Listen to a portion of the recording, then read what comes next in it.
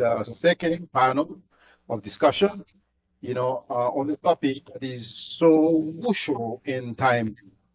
And the topic is mechanism and solution for de-risking private sector investment in Haiti. As we all know, Haiti is a country with immense potential, rich in culture, natural resources, and human capital.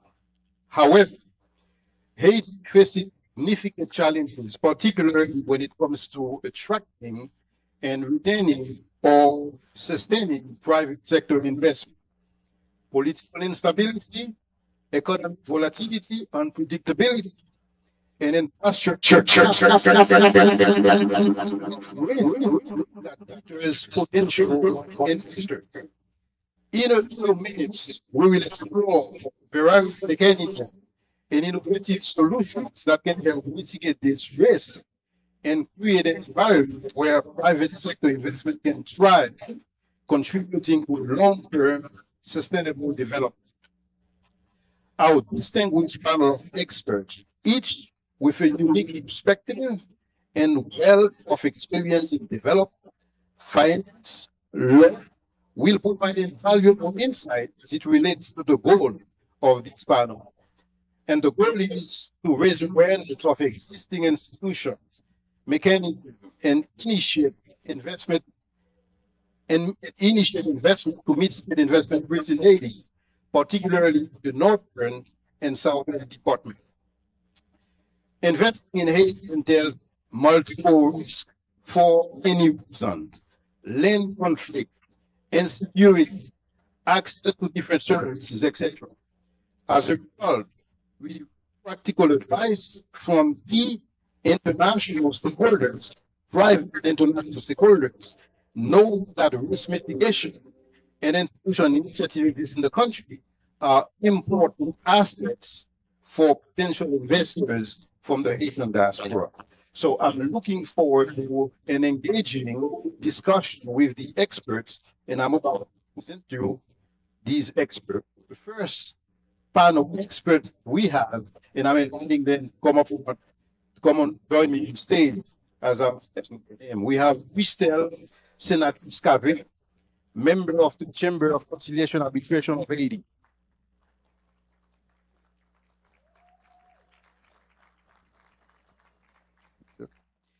Christelle Senat-Scavin is a registered lawyer at the Port-au-Prince Bar. She's an accomplished attorney with over a decade of experience practicing law in Haiti and the Dominican Republic. She enhanced her expertise at Del Valle and Asociados, the Utico Woolley law firm, and as a shareholder board member, credit committee member, and international legal counsel for the Group Canes, a prominent business group in Haiti. Actively engaged on the international stage, she has participated in 2 United Nations Commission simulation models in New York. Christelle is an active member of the Chamber of Conciliation and Arbitration in Haiti, CCAH. She became a member of the Chartered Institute of Arbitrators in London in 2023. Her expertise includes commercial law, mediation, arbitration, corporate law, labor law, civil law, and public procurement. Christelle has been serving for the past 4 years on the board of directors of the Haitian Biodiversity Fund, FHB, reflecting her commitment to sustainable development in Haiti. She holds an international arbitration certification from the American University College of Law in Washington, D.C., and international arbitration training from the Advanced Arbitration Academy of the International Chamber of Commerce in Paris. She holds a law degree from the Ibero-American University in Santo Domingo and a master's degree in business law from Antonio Nebria University in Madrid, Spain. Please put it together for Christelle. Our second panelist is Michelle A. Jennings, Director of the Office of Economic Growth and agricultural development in Haiti. Michelle Jennings is a USAID Foreign Service Officer with over 20 years working in international development and humanitarian assistance across several USAID countries in Africa, Latin America, and in Washington, D.C. Mrs. Jennings is currently the director of the Economic Growth and Agricultural Development in Haiti, where she leads a team in the implementation of economic growth, agriculture, climate, and water security across Haiti. Prior to Haiti, Mrs. Jennings led USAID bilateral biodiversity program in Peru and across the Amazon basin in South America. And also she has served in the office director capacity in El Salvador, in Central America, and in Ethiopia. Mrs. Jennings has two Masters of Science degrees from the National Defense University and University of MD, and a Bachelor in Science from the University of California. Michelle has 6 kids. She was a Peace Corps volunteer in Ecuador in 1994-1996, and she's a native of Southern California. Please put your hands together for Michelle. The panelists will have 25 minutes for their presentation, and it will be followed by a Q&A.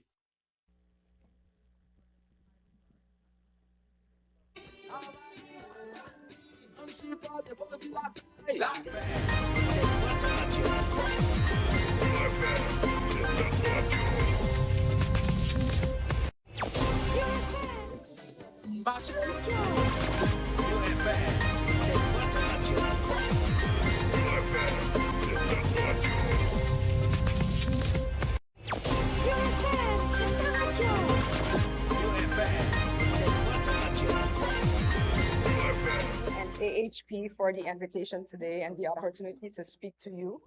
So agricultural sector holds indeed immense potential, but it faces significant challenges, notably political instability, climate change, like I'm sure you guys talked about yesterday. But a significant and critical overlooked challenge is the inefficiency of the Haitian judicial system. While we can't eliminate the risk completely, we can definitely mitigate it. So instead of relying solely on a slow and unpredictable court system, we can use or utilize alternative dispute resolution mechanism that the Chamber of Conciliation and Arbitration of Haiti, CCAH, offers. Relying on Haiti's traditional court system for dispute resolution present, like I said, significant risks to private investment, and the reality of navigating Haiti's judicial system has challenges that we all know about, just like the prolonged and recurring judicial strikes that affects the court operation, the lack of up-to-date technical and scientific oh, I'm sorry, I'm not even changing the slide. Yes, so the lack of up-to-date and technical scientific expertise among judicial personnel and judicial appointments. And these challenges often lead to lengthy proceedings, sometimes taking up to 12 years, and exorbitant costs that harm commercial interests. Like you can see in that graph, I have compounded the litigations that I have managed during the past 10 years. And I've realized that land disputes take up to 12 to 15 years, which is a sector that concerns a lot of people here today. So let's consider a typical commercial case proceeding through 3 instances. So we have the first instance court, the Court of Appeal and Cassation, which is the Supreme Court. And it extends, conflict extends, and resolutions are not found. And the financial burden with those processes that go through 3 instances are truly staggering. The initial cost, for example, for a first instance court proceeding alone can reach to a minimum of $6,000, escalating to nearly $20K across multiple instances, not excluding something that is sometimes overlooked, the unpredictable success fee. So per Haitian law, at the end of each proceeding, so first instance appeal and Supreme Court, attorneys can request a 20% success fee, and the cost of state litigation becomes truly prohibitive. So unpredictability further compounds the risk. So the lack of transparency combined with frequent parallel proceedings, just like conservatory measures, interim measures that are sometimes necessary, adds significant complexity, delaying resolution, but also making it virtually impossible to accurately predict the time and cost involved in state litigation. So the consequences extend far beyond direct costs. Delays disrupt operations of companies, harm business relationship with partners and clients, and ultimately erode investor confidence and creating a high risk environment that deters long-term investment.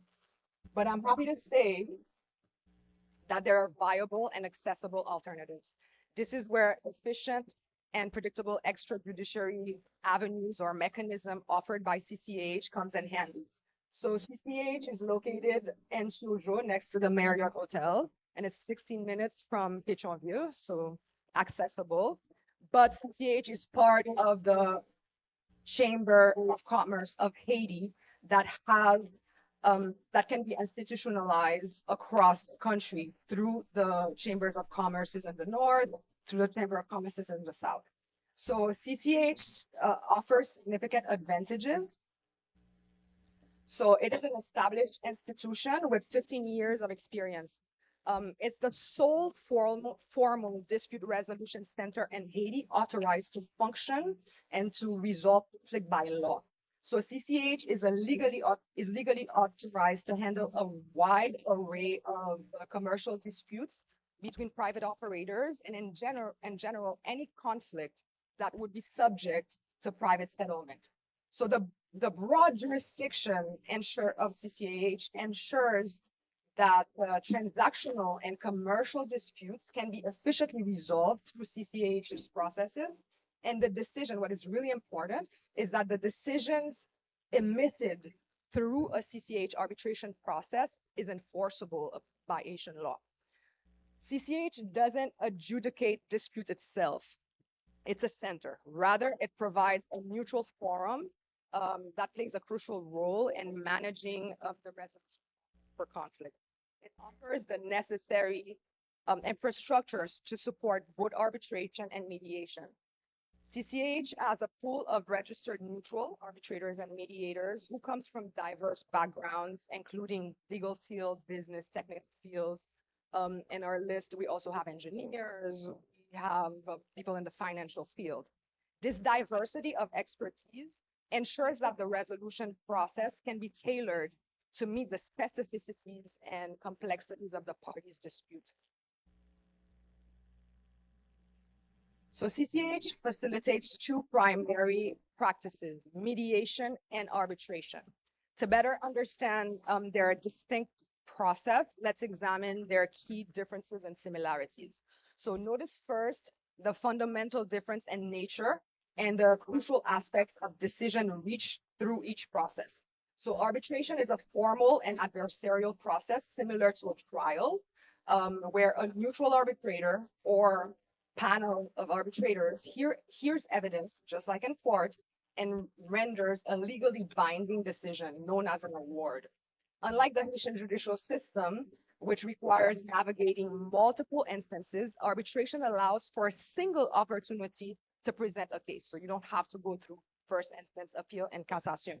This finality or Supreme Court.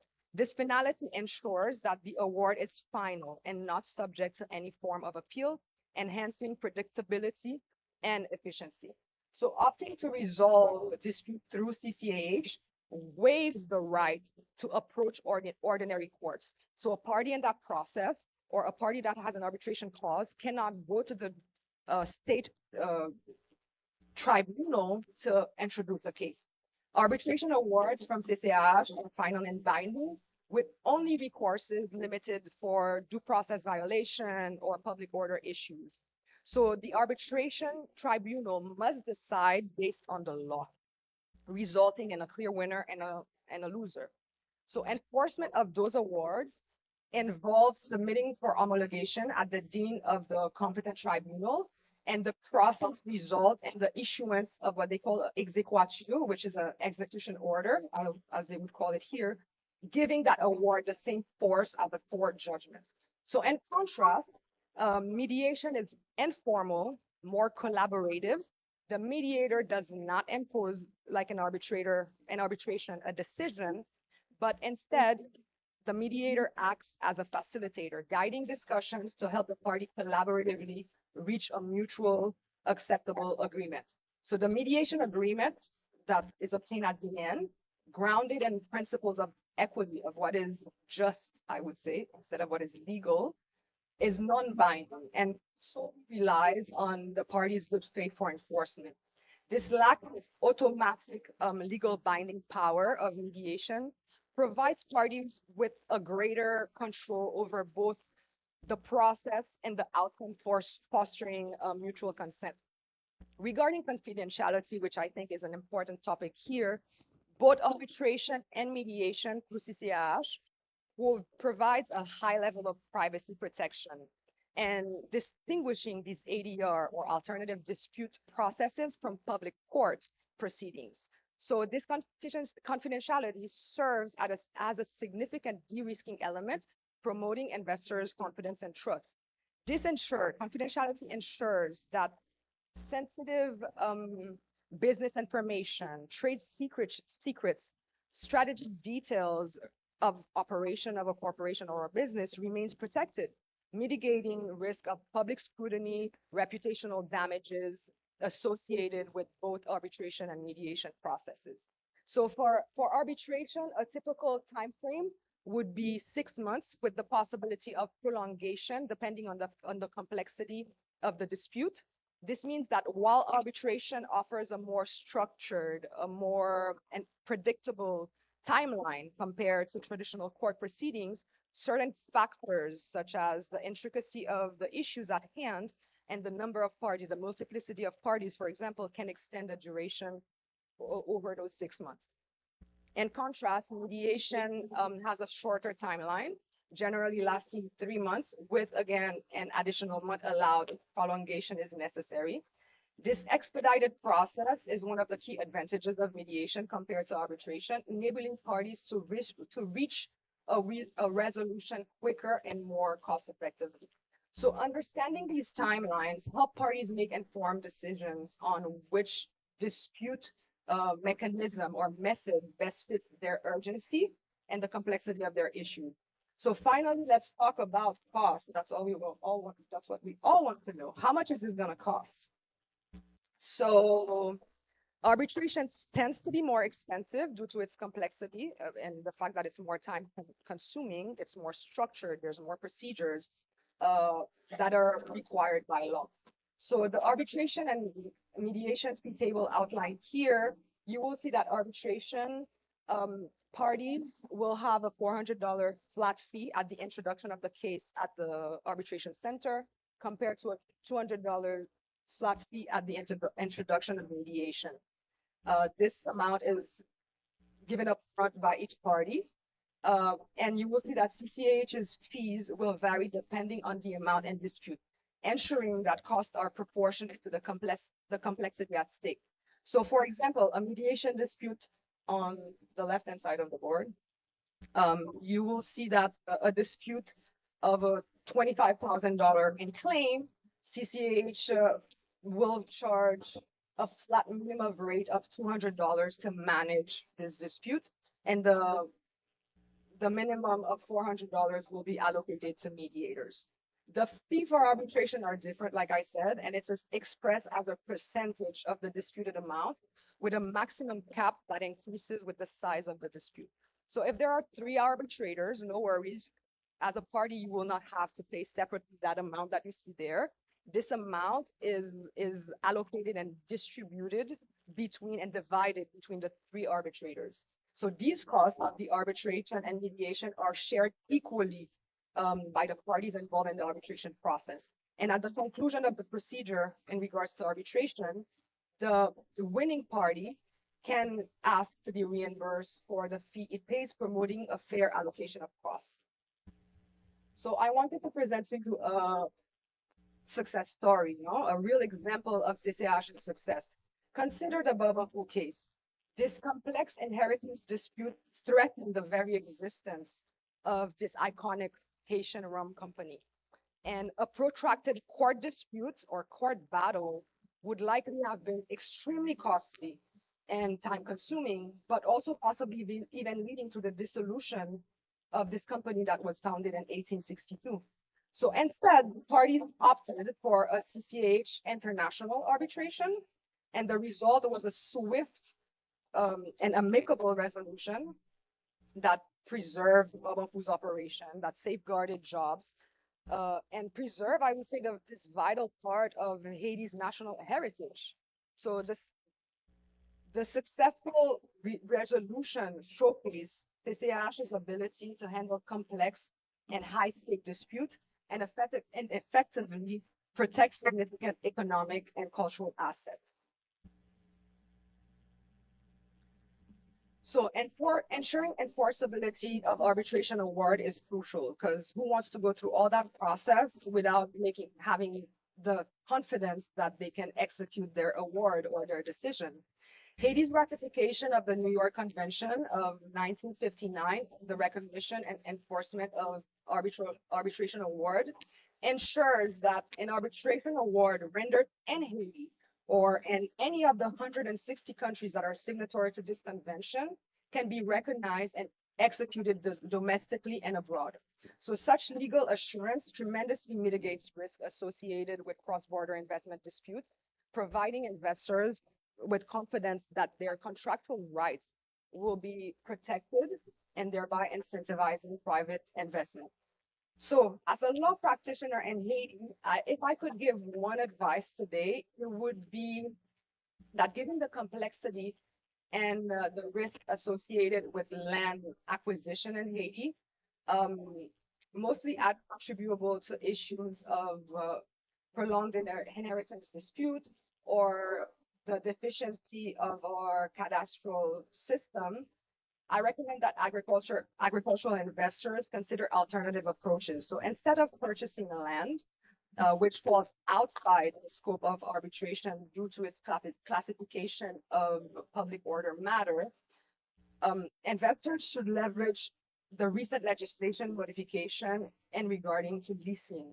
So specifically the decree of 2020 that passed under the government of Jovenel Moïse, that introduction of that new legal framework of bail à usage professionnel, which means lease for commercial purposes, has developed that new concept where long-term land lease for agricultural purposes are now considered a commercial transaction. Thus, disputes arising from such leases would be subject to arbitration, providing a more predictable and efficient resolution mechanism compared to traditional litigation that can take up to 15 years for land dispute, as you can see. By adopting these leasing strategies, investors can navigate this complex land security landscape more effectively and align their operation within the framework that supports arbitration and enhancing legal predictability and investment security. So I'm almost finishing, don't worry. So the agriculture is a transversal activity touching numerous aspects of Haitian commercial life. And ladies and gentlemen, a key strategy for de-risking investment in Haiti's agricultural sector is the integration, the incorporation of well-defined alternative dispute resolution clauses, ADR clauses, and your contracts. And that covers the entire commercial and transactional value chain of your agricultural activities. From your land use agreement, like I said previously, to the contract with your planters, to production contracts, to transformation and processing contracts, to marketing and distribution, to insurance contracts, to consumer contracts, and even expert consultant contracts, all of those transactional contracts can or have the ability to have those arbitration clauses. And these clear and enforceable ADR clauses serve as a proactive measure to address potential dispute efficiently but specifying mediation and arbitration services by CTH provides you with that protection that your dispute will be resolved in a structured manner that complies both with domestic law but international standards. So I encourage you to visit CCH's page. So CCH, actually CCH.ht, and to consult the resources and for models of mediation and arbitration clauses to include in your contracts. And like that, you will make sure that you're preventing your conflict to, by default, going to state tribunal to resolve those disputes. The choice, so in conclusion, the choice between arbitration and mediation depends on your specific needs and priorities. If you seek a legally binding decision and are less concerned about preserving relationships, arbitration may be more suitable. If preserving the relationship with your partners or your clients and achieving a quick, cost-effective solution are priorities, then mediation could be a better option. Choosing CCH as your conflict resolution partner significantly reduces the risk associated with traditional litigation in Haiti, safeguarding investment and fostering a favorable environment for long-term sustainable development in the agricultural sector and beyond. So in essence, CCH paves the way for a more secure and predictable investment landscape, ultimately supporting economic growth and prosperity. So thank you for your time and thank you for your attention. Thank you so much, Michelle, thank you so much, Christelle, for the presentation. And without further ado, I will turn it over to Michelle to share with us. Okay, well, thank you. Can you hear me? Yeah, everyone can hear me, so that's working. So, bonjour tout le monde. Thank you so much. Yeah, there's a presentation there. Great. Okay. So, I'm really pleased to be here. It's my first NAAHP conference. Thank you so much to the NAAHP organizers. Thank you to the RASA project. You made us proud in the last panel. Who was here for the last agriculture panel? It was good. Yeah. And really, I don't have to brag too much about the RASA project because the panel spoke for itself. Those are all, that's the demonstration effect of the market systems-based approach. And that's what I'm going to talk a little bit about today is how we de-risk ag investment through the market system development. It's a little bit techy. I'll try not to geek out too much and just go through a few slides about the approach we take, why we've taken this approach, what it entails, kind of define it a bit, and then really talk about results and then what your role is. Because I really want to recapture the energy and excitement from the last panel, because I feel the same way. When I travel around Haiti, I hear people talk about the agricultural renaissance. I hear about people wanting to invest in agriculture, about seeing the potential of agriculture.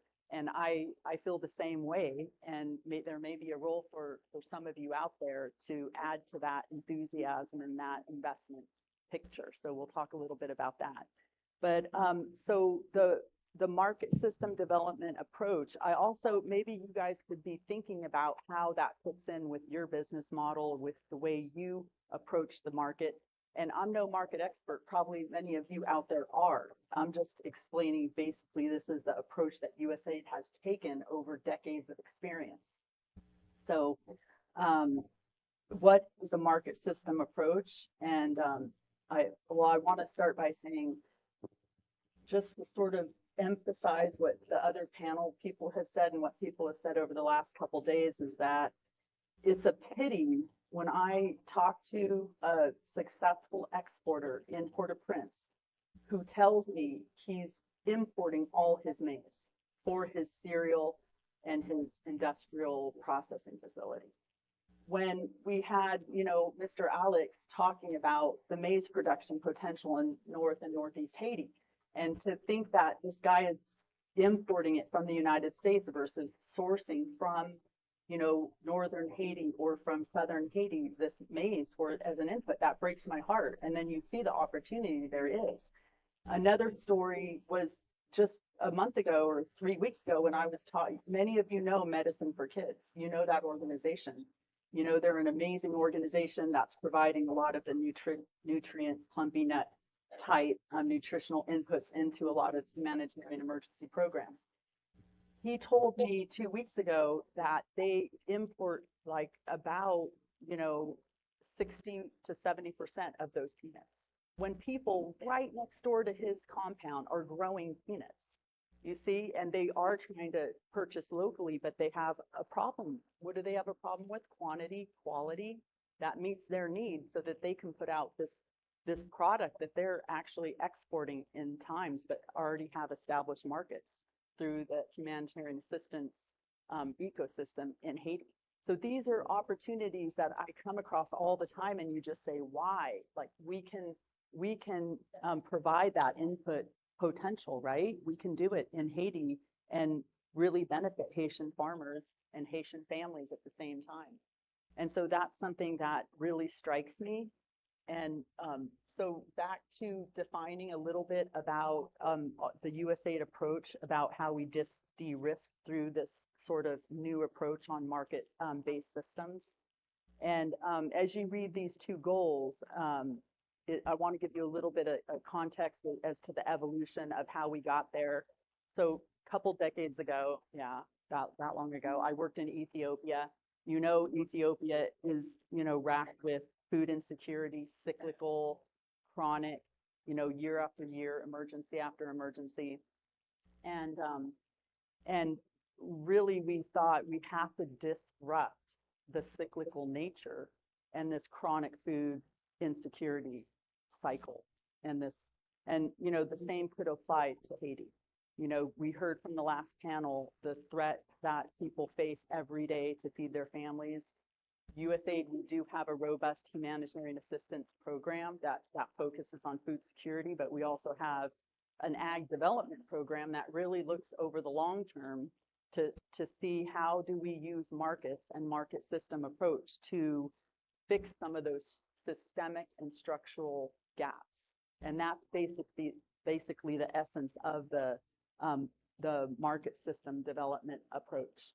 And so as we struggle to address these underlying challenges of food insecurity, which, we all know, governance and poverty and a whole, slew of issues, that's the wicked problem of development in countries that are on the path to development. We did come out, decades ago with this one key tenet, and that is that we have to pivot towards the private sector, right? Because the private sector is what's going to drive the long-term sustainable growth. So that's one of the key tenets of the USAID approach, is that we want to partner with the private sector. We want to partner with local private sector actors in addition to other, larger international actors, but with a real big focus on how we can support and promote and catalyze the local private sector to be active. And that's the role that you all play here and the potential that we see. And, when we first started working with the private sector years ago, some of you might remember this, it was really based on corporate social responsibility. And then we've really moved on from that to say, no, these have to be bankable, real life relationships, right? And so thank God we've gotten to this place where, that's the goal of USAID. And we've also transitioned from what we used to call the value chain approach, where it looked at like a certain commodity, coffee or cacao or maize or whatever, and it didn't really include the whole ecosystem.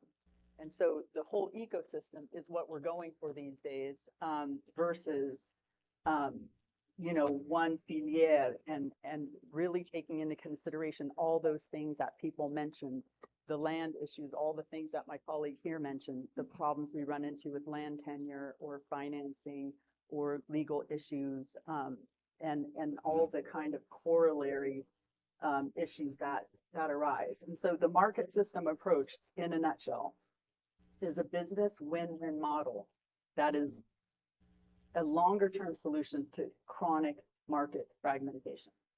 So, I even remember when I was in Ethiopia working on coffee, we'd work with Starbucks or Green Mountain Coffee, and they couldn't take on the producer and buyer relationship, could not address all the other factors of finance and risk insurance and inputs and consolidation or aggregation around inputs, et cetera.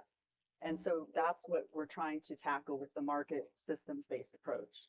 And somehow these slides aren't quite right, but I might have to flip back and forth, and I'm really sorry about that. But this is sort of a little bit of how we're looking at things now. The conventional approach was like, you hire, a beltway bandit or an expert to come and be that broker in the system.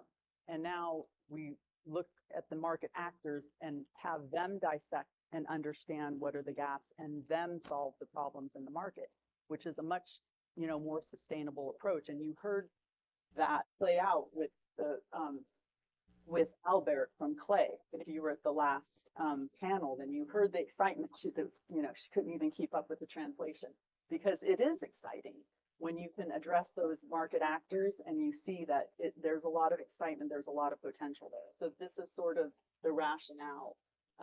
So, market system development is addressing not just the symptom, but really looking at the root causes and finding solutions that can lead to that systemic change. And I won't, bore you with methodology because it is after lunch, okay? And you might be in a food coma. But just to say that, let me get back to a little bit. Sorry, these are out of sequence. But anyway, so if you understand a little bit now about our approach, which is the market system-based approach, then I can brag a little bit about how this is playing out. And so in addition to looking at just whatever commodity we're working on, and I'll show you that slide, which is the focus right now, revitalizing certain specific commodities. We want to make sure that we're including these corollary challenges like land, labor, capital, and then the level of business capacity. And many of you out there are working on this with us as partners. You're addressing some of the shortcomings with business development services.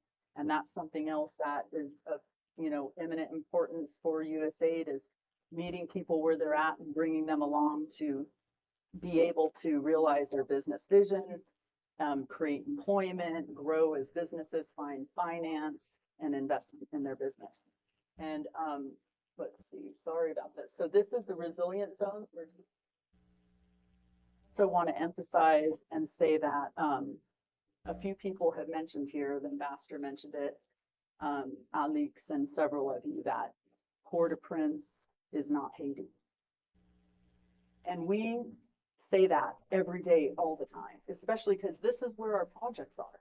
So, I'm going to Cap Haitian, down to Lacaille, back and forth, and I don't have to stop in Port-au-Prince very often just to change my clothes because that's where I live. But I mean, there's a lot of potential in places that are permissible. And, I'm not naive, but because definitely it's worth mentioning that, there are, challenges that do affect agricultural value chains because of the road transit problems and because of the port problems, et cetera. And it has a dampening effect. But we often say not all is lost. And somebody this morning said that too.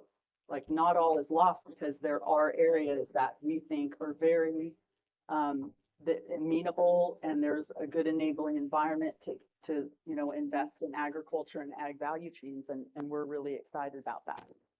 So yeah, Port-au-Prince is Port-au-Prince. It's unfortunate, but there's a lot of opportunity in the north and south of the country, as we saw in the last panel. So this is the focus of our revitalization strategy, to work on different value chains. Even 2 or 3 weeks ago, we were with Sonjay IT, with WFP, with the Ministry of Environment 2 or 3 weeks ago, launching the Year of Manioc. And we were with Gabby, and we must have eaten manioc in like 5 different forms. Like, I never had that much manioc in one sitting, but I mean, I like the gratin, the manioc gratin. I don't know about you, but it was, it's really promising, and there's a lot of potential in a lot of these commodities. I know the ambassador had gone up to AgriLog to look at the chili pepper operation that we're supporting under USAID as well. And so there are people that are having success, and there's more success to be had. So I wanted to kind of talk next about where you come in. This is where you come in. There is a lot of opportunity, and this might be where the opportunity is for you all. And maybe you're already here, and so it'd be interesting to hear your experiences. But we know that they're the missing link for the Haitian agriculture market. There's so many, right? There's the lack of extension services, government investment, land tenure, market access, low private sector investment, et cetera. So many challenges, yet so many opportunities. With 20% share of GDP from remittances and a potential market of 44.7 billion in the US, there are certainly opportunities there. And I thought it was the CEO of Sunrise who was talking about the Caribbean market potential. I don't know if you heard his presentation, but he talked about the potential to trade with other Caribbean islands. And you know, a lot of people talking about, but there's that potential as well, in addition to the markets you have with the United States, the EU, and others. And so, you know, just yesterday, in fact, there was somebody talking to Gilbert from PISA saying, God, I wish I could get that Haitian cacao and chocolate bar that you used to create, or, you know, some of your products in the US. I mean, who doesn't want to be buying cassava bread or soup joumou or some of these Haitian products, you know, in Miami and in the United States on a regular basis and have access to that, you know? So I think there's huge potential, and it's been talked about over the last couple of days. So I think that's very exciting. And then the other missing factor that is, you know, pretty huge, the elephant in the room you can't avoid, is the need for, you know, further investment and further capital. And with ag financing representing less than 1% of total credit granted by the banking system, that I was kind of like, is that right? That seems really hard to believe, but maybe that is a correct statistic. And we have different, you know, financial institutions here. And I know Foncose was here, and some other folks. And I know that agriculture risk is high usually, right? You've got climate change to deal with, extreme weather, market fluctuations, and then increased fuel prices that always can impact that picture as well. So definitely there are challenges. And so they're moving on to some ideas. This is kind of out of place, but it was like a graphic of where USAID programs are investing. Number one, the green and the orange on the left are sort of the market system based approach. And then on the right is really increasing household and community resilience. And so that's sort of the USAID approach under the Feed the Future program that we have in Haiti. Sorry, it's out of sequence anyway, but that's okay.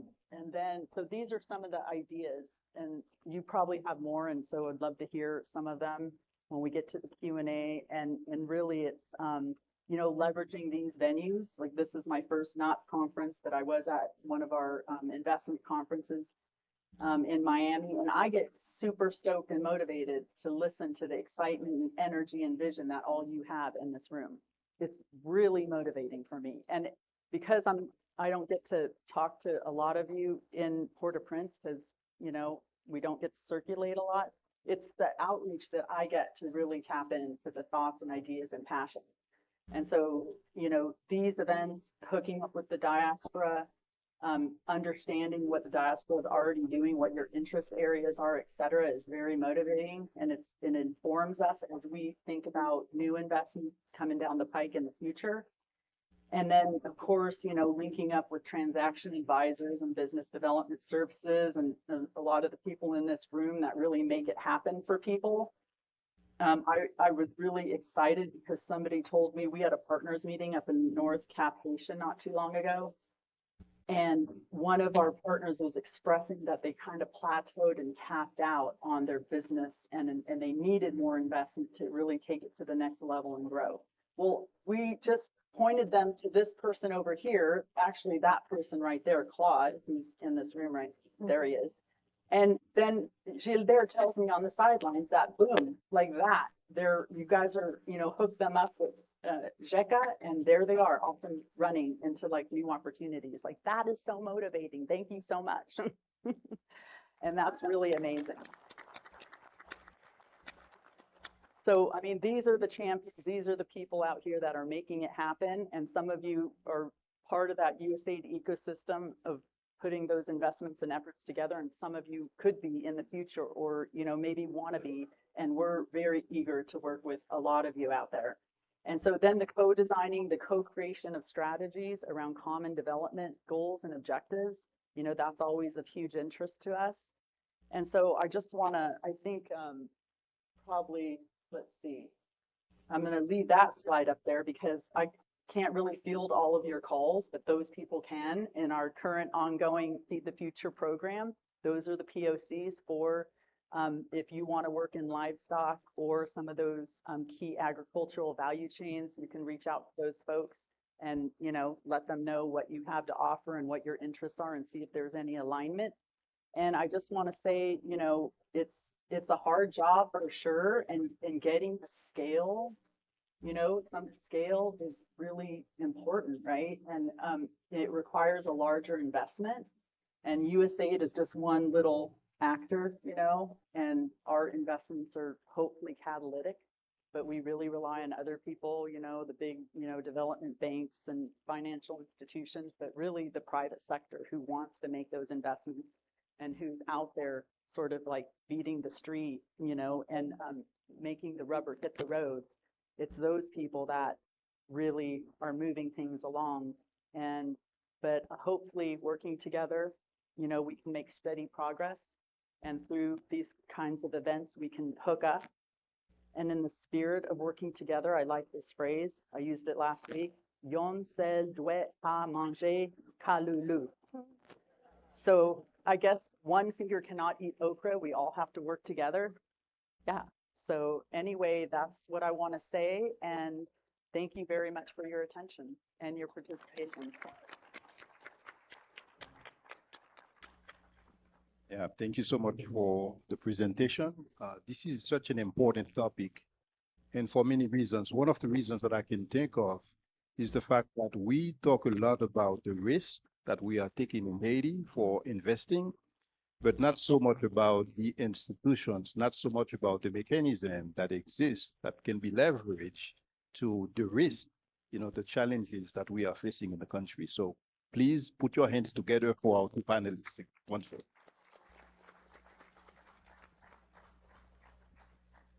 To kick off the Q&A session, I would like to start with a couple of questions myself. So this is such an important topic. I'd like to start with Christelle.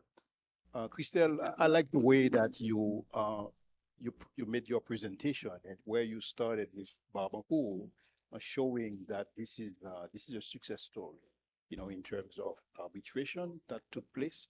But I would like to ask you about any rate of satisfactions that you have been able to monitor so far, given the number of people that have been using this institution to address conflicts, to address litigation.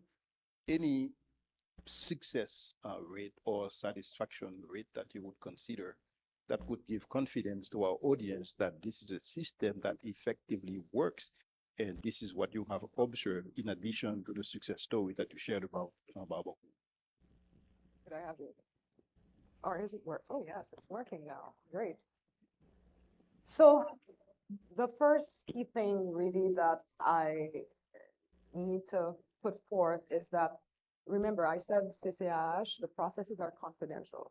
So yes, CCH has the statistics on the amount of cases I've received over the years, how many of them have been resolved through CCH processes. Some of them people abandon those processes just because of bad faith. But the most important thing to get from that is that this institution has permitted several companies or private sector companies or even individuals that have consultant contracts to find a forum to present their case and to be heard without having to go through state litigation that often takes a numerous amount of years, but that are not cost effective. Now, um, arbitration tends to be more successful than mediation, even though the practice of mediation is being promoted more internationally lately because it is more cost effective. But arbitration tends to be more successful because it looks like a trial. So at the end of this process, there is a clear winner and a clear loser, resulting in a real resolution of a case. So at the end of that arbitration process, you have an enforceable judgment. You can execute it. But mediation, the fact that it requires parties' collaboration, parties' good faith, often you have mediation agreements or what they call un procès verbal de non-arbitrage or de non-accord between the parties. But I have often seen big construction cases where even though they did not find an amicable resolution, these documents at the end help the party find a financial solution or a financial bargain to kind of exit certain contracts. So nothing is, you cannot de-risk investment in Haiti or everything has a risk, but it's a great way to mitigate it and to have an alternative to the Haitian court system that, as we all know, unfortunately, has been inoperational. So we need to find avenues where people can be heard and dispute can be resolved because there's too much dispute going on in our society that are kept unresolved and creates frustration, creates lack of trust.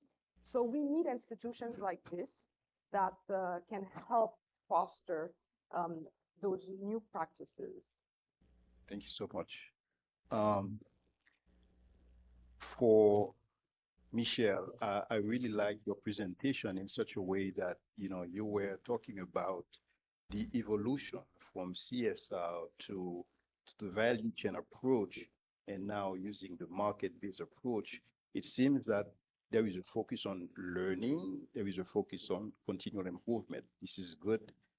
And I remember I was talking with a friend of mine who's in business. He has a pharmaceutical company. He was telling me one of the reasons why he's not producing that much, why he has to source some of his raw material from India.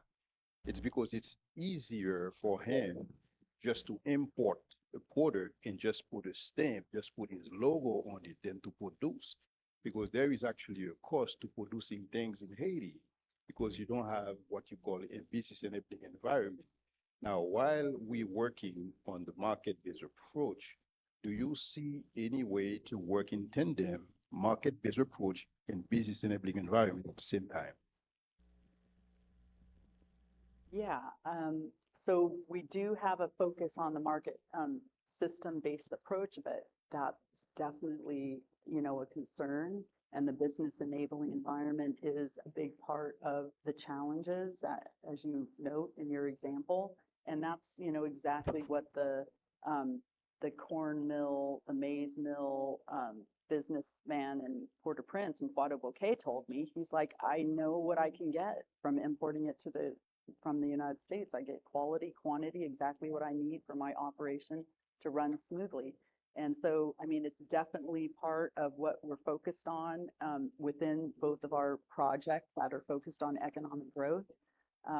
We have two projects. I didn't quite go into it. Yesterday, we had the panel that attend sponsored where we focus on micro, small, and medium enterprises more, on the informal side with financial inclusion as a focus, highlighting youth and women. But we had Haiti Invest. A lot of you, participated in Haiti Invest, and we have our champions back there with Marie Renee and Isaac Michelle, and we're looking for a new project that will carry on that success where we basically mobilized $37 million with a $8 million USAID investment, and that was, the private sector at work. And I think, working at those levels, we address some of the business enabling environment aspects. I think we probably need to revisit that, I would definitely say, in the future. And just a shout out that we will also be putting together 3 development DFC, which used to be loan guarantees, but they're still loan guarantees through the DFC, so that we can also de-risk finance into these different endeavors. So those are 3 loan guarantees that we're putting together that will further de-risk investments in Haiti. And then I wanted to mention that we still have a big interest in seeing the North succeed. And one of the areas that I see as a big gap is the energy sector, and making energy available to more people on a more reliable basis. And that is something that we will be addressing through the enabling environment perspective, through working with the government on regulatory policy and a framework to drive further investment into the sector, private investment. And so in that area, we will be working directly on business enabling environment in the clean energy sector through our partnership with the National Renewable Energy Lab, NREL. Excellent. Thank you so much. Now it's time to open the floor to the audience. Would you please give them a round of applause one last time? Now, those of you who have questions may come up and. Right. Okay, 2 questions.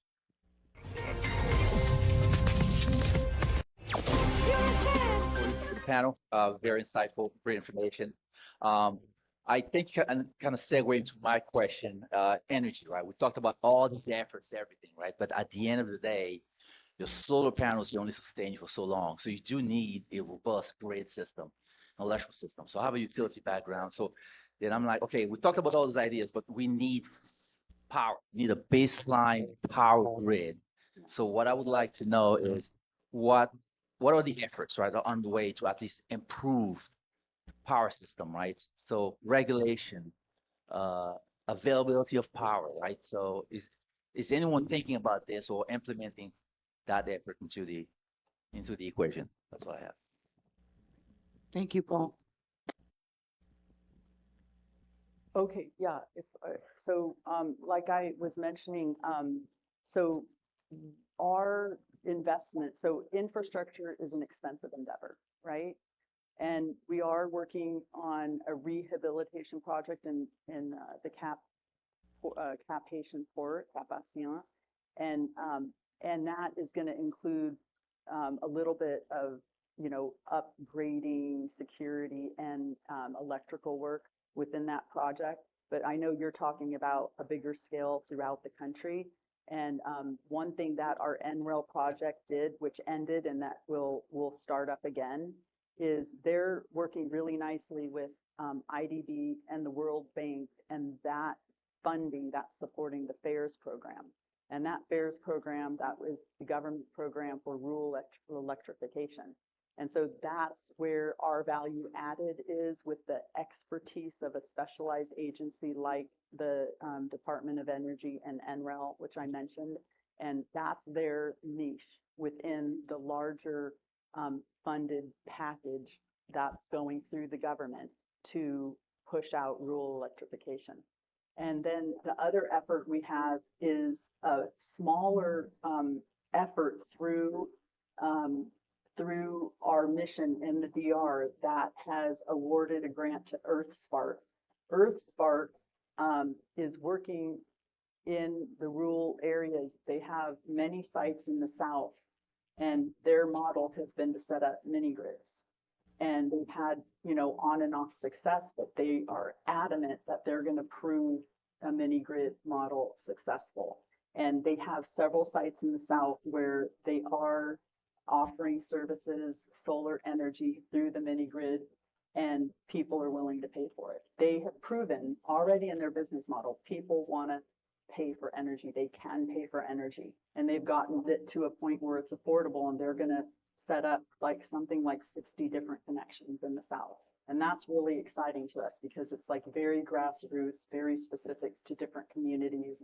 I know they already had started up in Les Anglais in the south, and they have a couple other sites that they're moving forward on right now. And so those are sort of the nascent efforts that we have together. And then, not to mention that we, are working through Haiti Invest in the past, where we've provided facilitation of access to finance through the different companies that have been presenting here, this week, like Solengi and some other DG Cop and some of the people that we've heard from in the past. And we hope to continue that investment facilitation role in our next project, which is called Investment, Jobs, and Incomes. And if you're not already aware of that notice of funding opportunity, it's currently on the street right now. You can go to grants.gov and you can type in USAID Haiti and look at the solicitation right now. And if it's something you're interested, please, we welcome all proposals. So I would like to add something to your question. So there was a decree passed in 2016. Maybe you could look it up. Maybe it's online. It's Moniteur number 23, if I'm not mistaken, of that year, 2016, where there was a law or a decree more than a law, where energy was not a public, was depublicized, and therefore companies or investors interested in investing in the energy sector can constitute upon that law companies in order to distribute or produce first and distribute energy, and regulated by NAAHP. Of course, there are requirements in order to file for such a company to be operational, but it is definitely probably an investment opportunity that there is in Haiti, because the DH is not really fulfilling this role. And also there have been in the Loi de Finances that were published maybe 2 years ago, certain equipments tailored for those type of businesses that are non-taxable at importation for goods specifically to that sector. So it's maybe something you could look up into, and I think there probably are opportunities there. It hasn't been done yet, but the law exists, the provisions are there to facilitate those type of investments. Thank you so much for your presentation. That was great.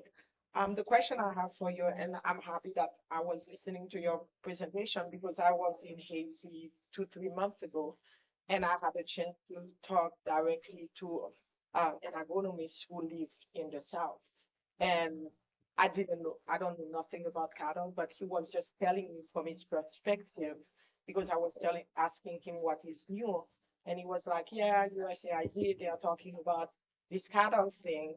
But the criticism he had was the way that you guys were introducing the cattle program was so different from the traditional way that Haitian raise cattle. So for example, he was telling me the way that Haitian raise cattle, you just wake up, you bring cattle to the garden, where they do their crop, and then the cattle graze all day long and then come back home, and that's the end of it.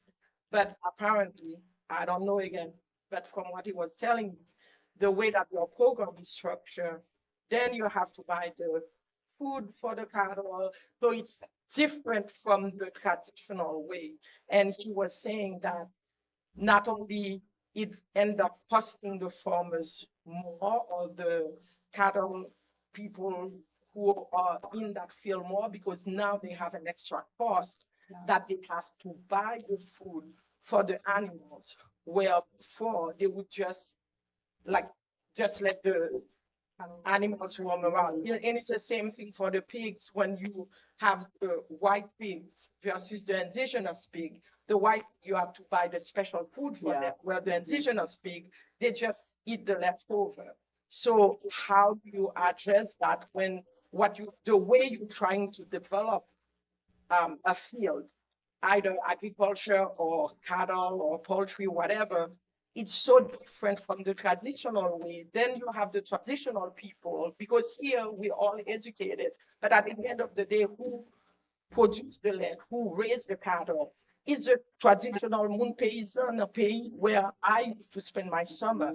And you're introducing a foreign way to raise animals, to grow crops. So how can we find the middle ground where we find a way to respect the tradition of Haitian farmers, Haitian crop growers, and stay away from all these foreign animals food? I don't know if what Yeah, I'm saying makes totally get it. sense. Yeah, Hey, great Yeah. question. Thank you. yeah. And we can end with that. Yeah, sure. I mean, it reminds me when I was a Peace Corps volunteer in the 90s. I was in the sheep program in the highlands, the Andes of Ecuador. And I was in the sheep improvement program, and we were introducing Suffolk sheep in a place that had nothing for them to eat. So it was like the Criollo sheep could eat rocks, and the Suffolk sheep needed like high sophisticated fodder, which there was none. So we ended up crossing the two, to move forward with a hybrid sheep that could eat rocks, but still be more productive and more meat and better output, et cetera. And so I think that it's like definitely I recognize because I would say, I even did a study on this one time about the cultural knowledge maintained at the farm level. And, I would say there's been many years post Green Revolution where we threw out indigenous knowledge for high productivity and yield. And that was at the detriment to a lot of resilience building.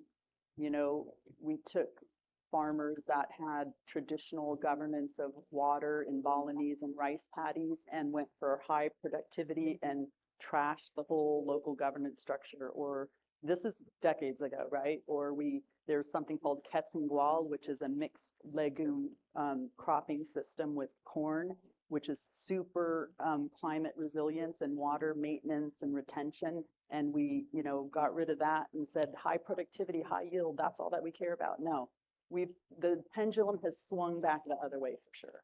And there's more of a focus on resiliency. There's more, I think, respect for, honoring local traditions and local knowledge because farmers they know the weather, they know nature, they know what they're doing a lot of the times. But I think part of agricultural development is about bringing in affordable and cost-effective means for increasing productivity, right? Like we couldn't in Ecuador just feed everybody on Criollo sheep, because the productivity is very low.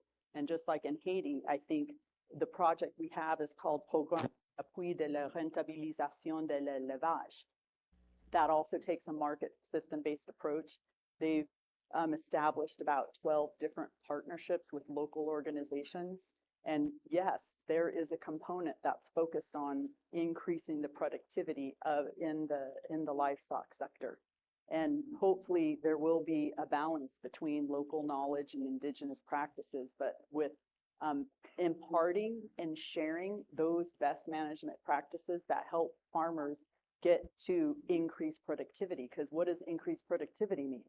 It means increased incomes, increased success, increased market access, and all the things that go along with that, and better outcomes in the end. And forage and the animal feed is a huge part of that program. And right now, that project is actually doing a study to look at all the different map the forage in the north, northeast, and south of Haiti to find out what are the most affordable ways to create forage and feed for our animals. One of the big problems, like with the broilers and the chicken production, is the feed, right? And a lot of the feed is imported from the U.S. or from the DR. Yeah. Right. Well, it's just back to your example.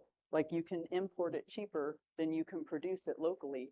And so a lot of the projects that we're focused on is like, how do we break that cycle and how do we get to a point where it's just as affordable to produce it locally than it is to import it, to be competitive and, moving along in that direction to try to see if that's even feasible.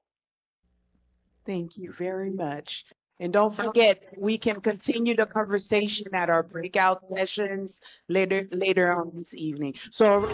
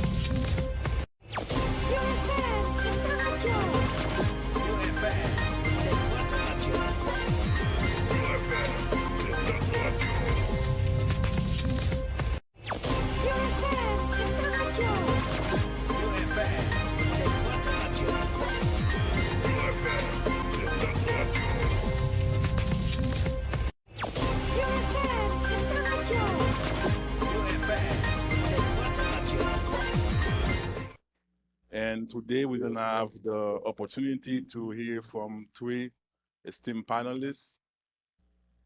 I cannot borders, my brothers in arms. Reginald Seya, can you join us on the podium? From ASA, Association Zami Agricole. Pierre Noël, Executive Director of the Haiti Development Institute. And Joanne Nooney, Joanne from JCA. Come to the podium.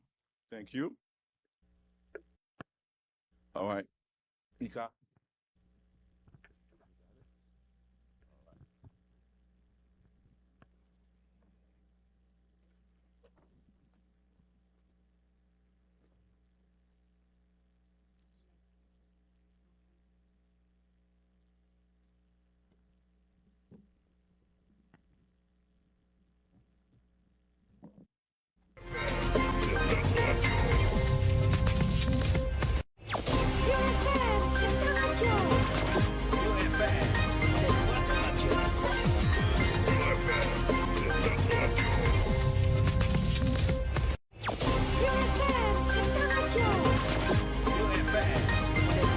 One of a small percentage of Haitians that had the opportunity to visit the entire country, all the 10 departments from land, from mountain to sea.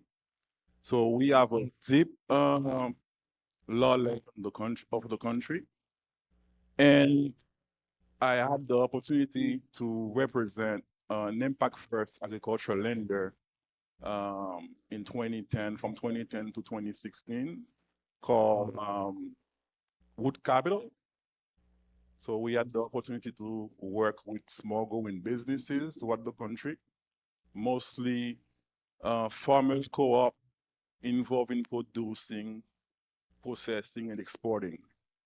So a lot of coffee from coming from Haiti. Yes, we work with the coffee farmers. We work with the coffee co-op, cocoa co-op, the vetiver co-op, and processors, and a bunch of organizations. Today, the name of the panel is Think Big. We're thinking economic development in Haiti. Got it?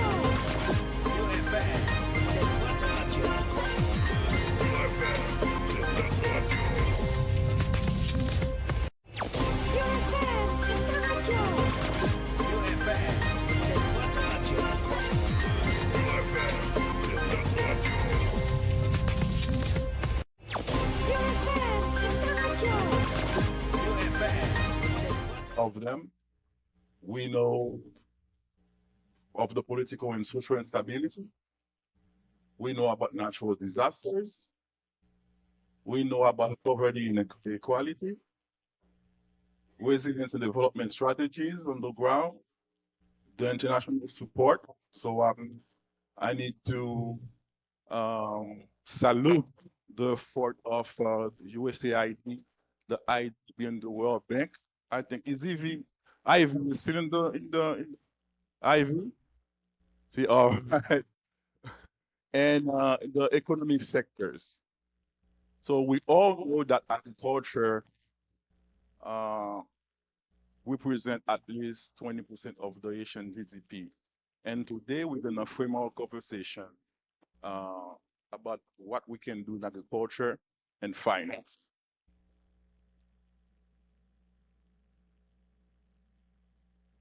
The Kony government, once they took charge of Haiti, they conducted what they call like a rapid crisis impact assessment, RCIA, and it was done on the West Department and the Artibonite Department, two geographic departments heavily affected by gang operations and other unrest. The results, preliminary results, 700 plus internally displaced, massive repatriation from the Dominican Republic, more than 28 care facilities closed, half of the population is food insecure. So 1 billion is required to recapitalize the financial sector. 2.6 billion US needed over the next 2 years. And we all know that the government doesn't have the means to take on these challenges. So today, I have the honor to have a conversation with my brothers and sisters in arms, people that I've known for a long time, believing in changing the narrative uh, in Haiti and trying to leave a better Haiti for our grandchildren. So I'm gonna start by thanking you for being here, and I'm gonna start with Pierre Noel. Pierre Noel is a friend of mine. Yeah, I don't know when we met. I think we met at the one of the highest mountain peaks. So Pierre Noel is the executive director of the Haiti Development Institute. I will let Pierre talk about himself, a brief presentation, and what is the HGI is all about.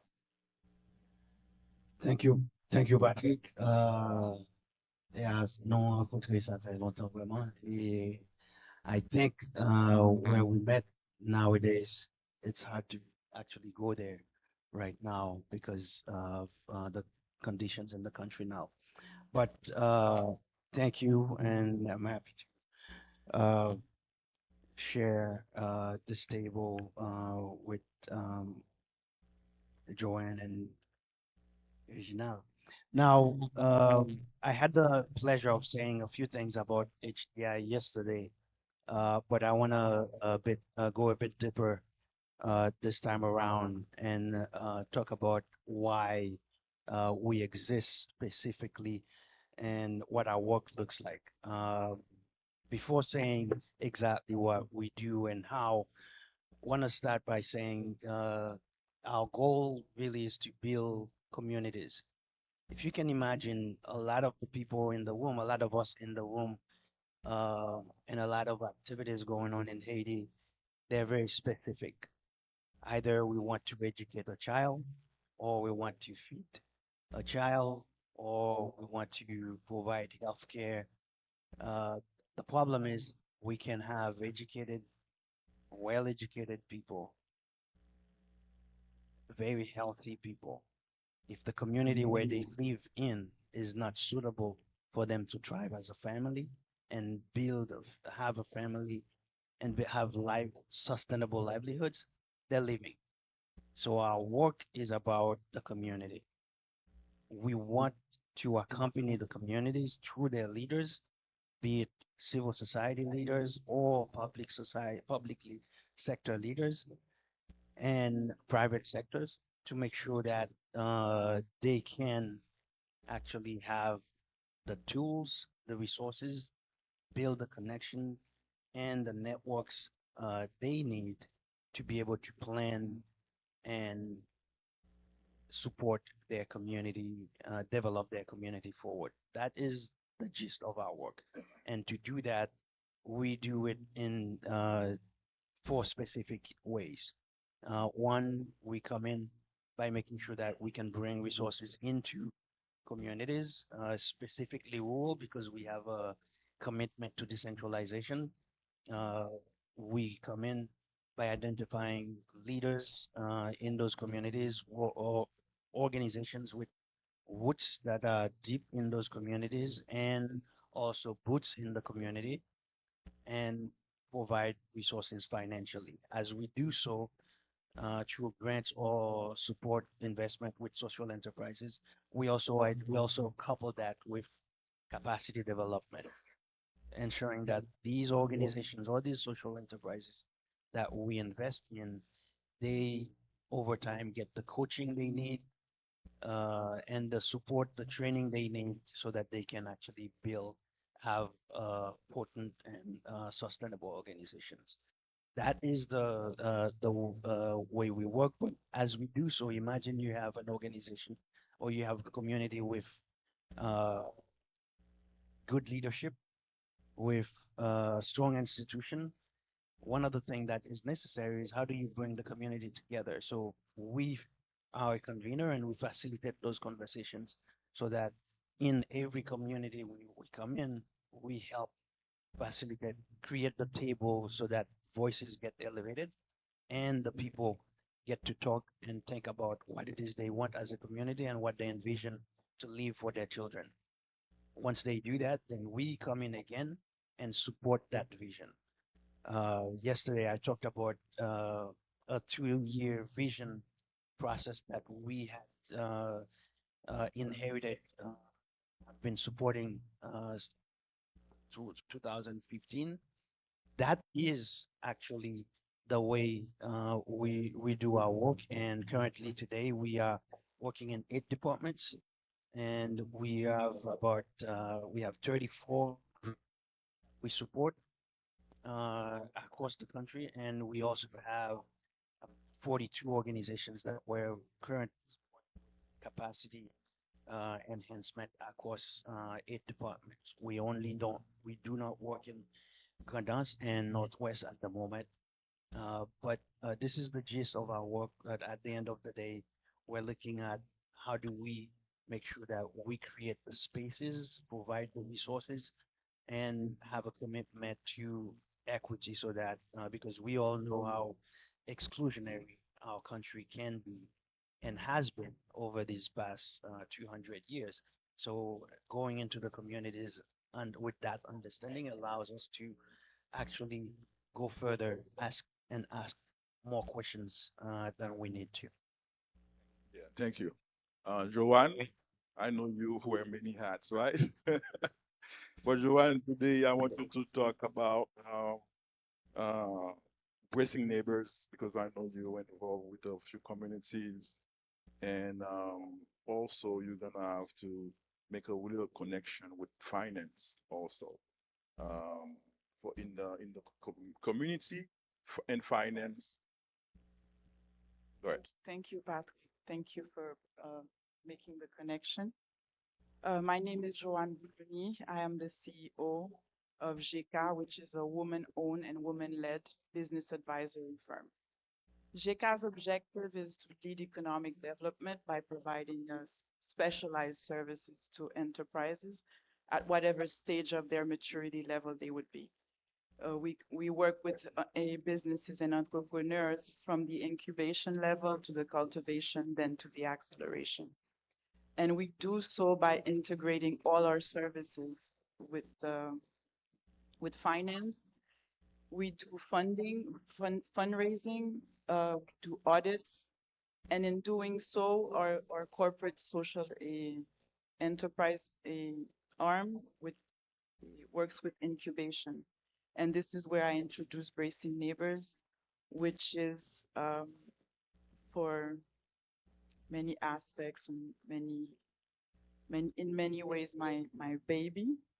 And in Bracing Neighbors, we work with women, with communities to drive development. We work with women to in capacity building, where we train them in different areas depending on what their need is. Like Pierre said, you go into the community and you don't impose your will, you don't impose what you want to teach, but you ask the community what they want to do. And when they answer, that's when we bring in the service. That's when we leverage all our collaboration and our network to bring specialized services. And for entrepreneurs, for example, we bring business advisory services where we teach them how to budget, teach them how to do their prix de revient costs. And in doing so, we accompany them with a small grant so they can relaunch their business. The small grant is used as working capital, and we have seen great progress so far. And we've so far impacted 907 family. It seems very small considering the big numbers that you showed, 11 million Haitians, but we are very satisfied with the results so far. And we are looking forward to continuing this collaboration. Thank you, Joanne. Thank you. Reginald. Reginald Seya, is the executive director of Zami Agricole. Reggie, take it away. Merci, Patrick. Before I start, I would like to add, Pierre did mention that before regarding HDI.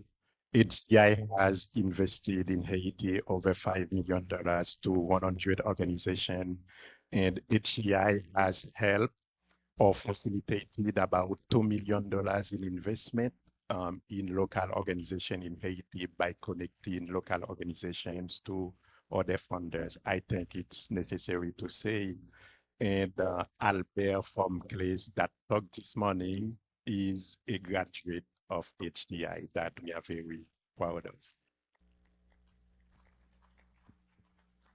So I'm talking now for Zami Agricole. Association Zami Agricole is an organization that has been around for the last 20 years, mainly in the Central Plateau. The work of Zami Agricole is to equip smallholder farmers with resources, inputs to increase agricultural production and also to improve their livelihood. The model is based on a triangle. We have community development, This is the branch that support the smallholder farmers, where we have a service of proximity. We have extension agents working in the communities to provide all kinds of support to the families. We are talking currently about 4,500 farmers, which is roughly 20,000 people. We are working in 7 municipalities or communes in the Central Plateau. We combine that with vocational training and research, where we have a vocational school that provide opportunity to the kids of the farmers we are working with. They can come to have a profession in agriculture. Um, Entrepreneurship is a main component. We have a system-based learning by doing, where they spend 30% in the classroom and 70% of the time in the field, working with the families or working in the farms. We do also farming.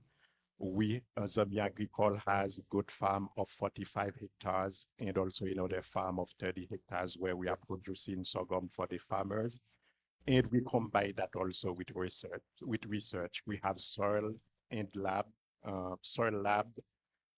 facility where we test the soil and we provide technical assistance to the farmers.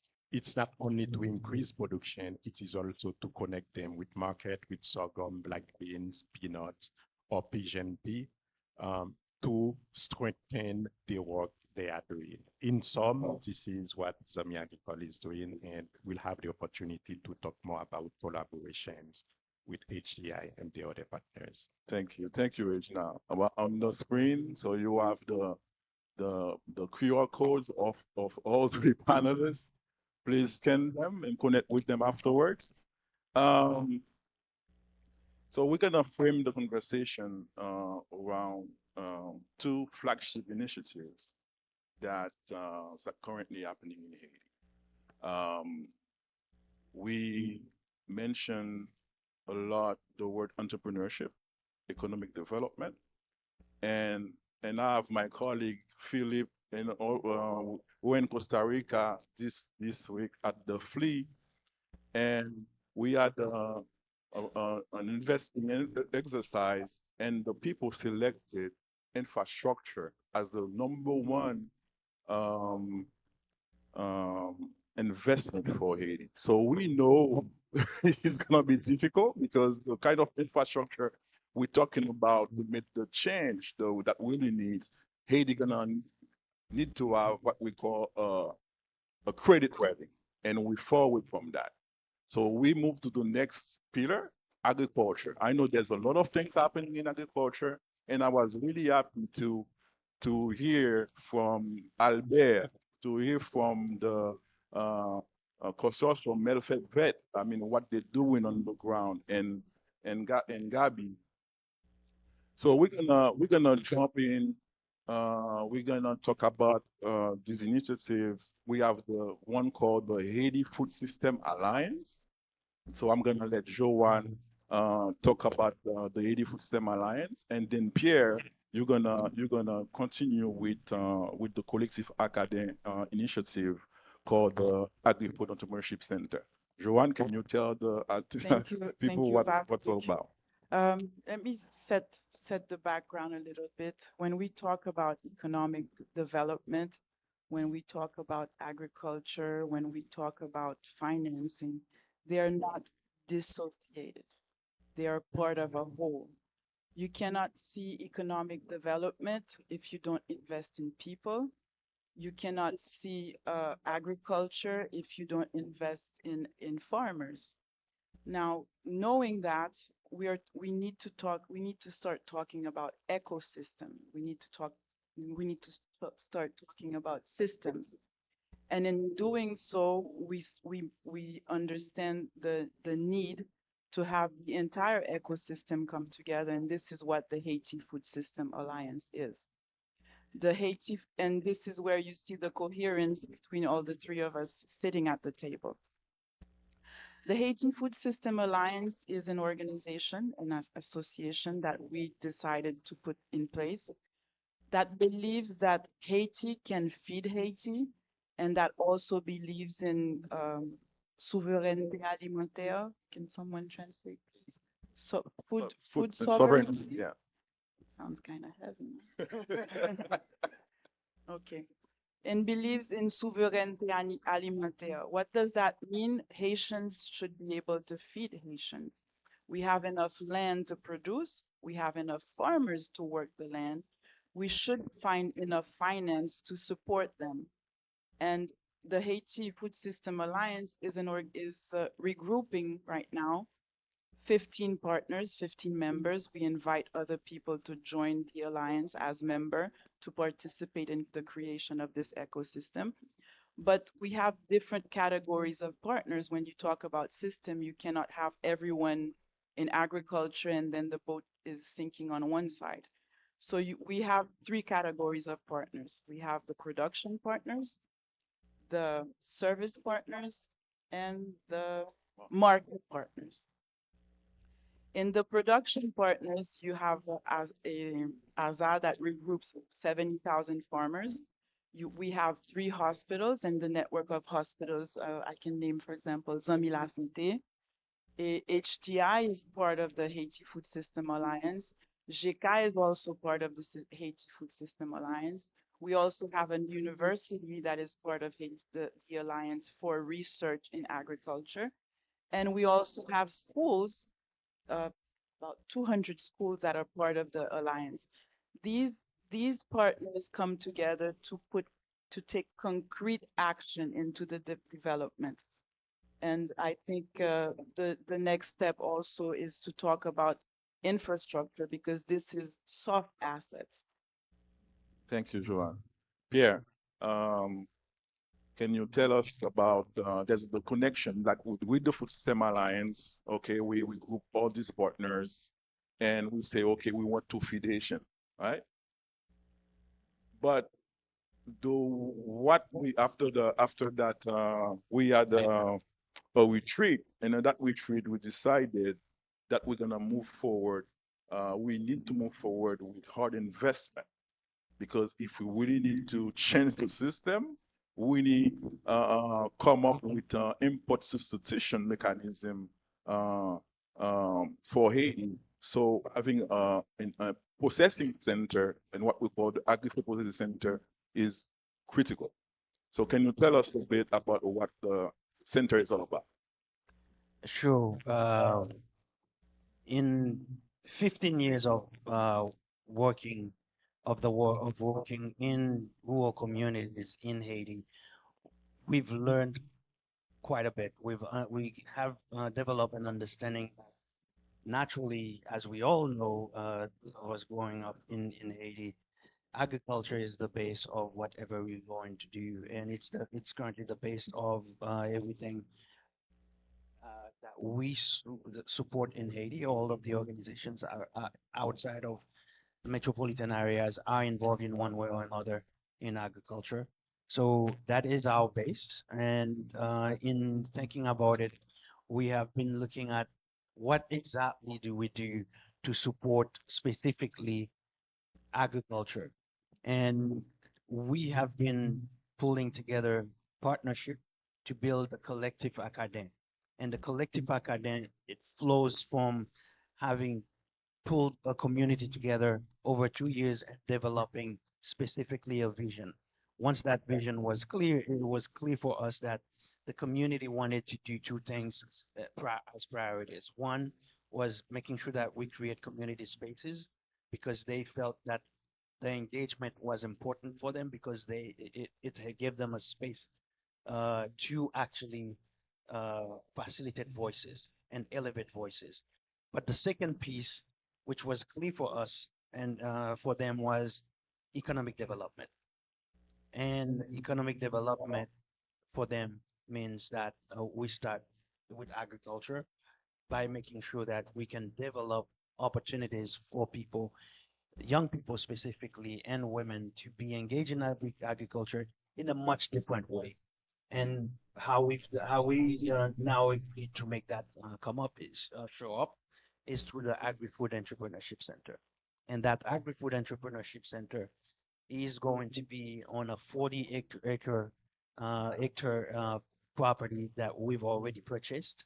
We've already made the master plan. We've done the uh, strategic plan in terms of developing a plan and programs on how it is going to get done. And the good thing is that throughout this process, the community has always been involved. And also the other thing that is very, very much important is that as we move forward with concretizing this work, it's really more now a manifestation, a physical manifestation of what the Haiti Food System Alliance is. The Alliance has members working across the country, 70,000 farmers. Now, with the Agri-Food Center, we're creating a space that is going to have more serve as a one-stop shop. That one-stop shop is, imagine you have a farmer in Haiti. You have to do pretty much everything from seeding to harvesting, and from harvesting to storage to marketplace. What if we could reinvigorate the way that is done? That creates opportunities for young people, that creates opportunities for them to engage with agriculture in a much different way. Imagine if you have a young person working wanting to do something in agriculture. Certainly, they don't want to do it the way that their parents did it. But if that person can actually specifically create one business that supports a large facility, that will make that young person feel much more comfortable, and they will be engaged in agriculture in one way or another. So that's what the the Agri-Food Center is proposing. It's going to have a processing center. That processing center will be processing dry goods, but we're also looking at having a storage facility for cold and beverage and vegetables. The other piece of that is the facility will also provide farmers with access to equipment, access to support from technical support in terms of extension agents, which with our partnership with Zami Agricole and the HFSA, we will have access to because we're providing the training. Imagine also today, one of the biggest issues that we're dealing with is when machineries are purchased in Haiti, they do go bad quite often. We're developing an agricultural mechanics program with that partnership that will make sure that there are young Haitians who are serving these machineries that would be available to access to provide these services across the country. In a way, we're making sure that whatever issues that farmers have been telling us over the past 20 years, and all of us have been working in agriculture in one way or another in supporting farmers. So we've been listening. They've always said inputs are issues, quality seeds are issues. They've also said that they lack access to irrigation and other infrastructure.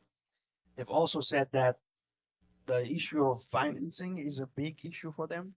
That's why we've created in this process the Entrepreneurship Center, which will provide them access to the support service to develop the right businesses that serves agriculture. What we're doing in a sense is creating a one-stop shop where we bring everything in one place, but at the service of agriculture.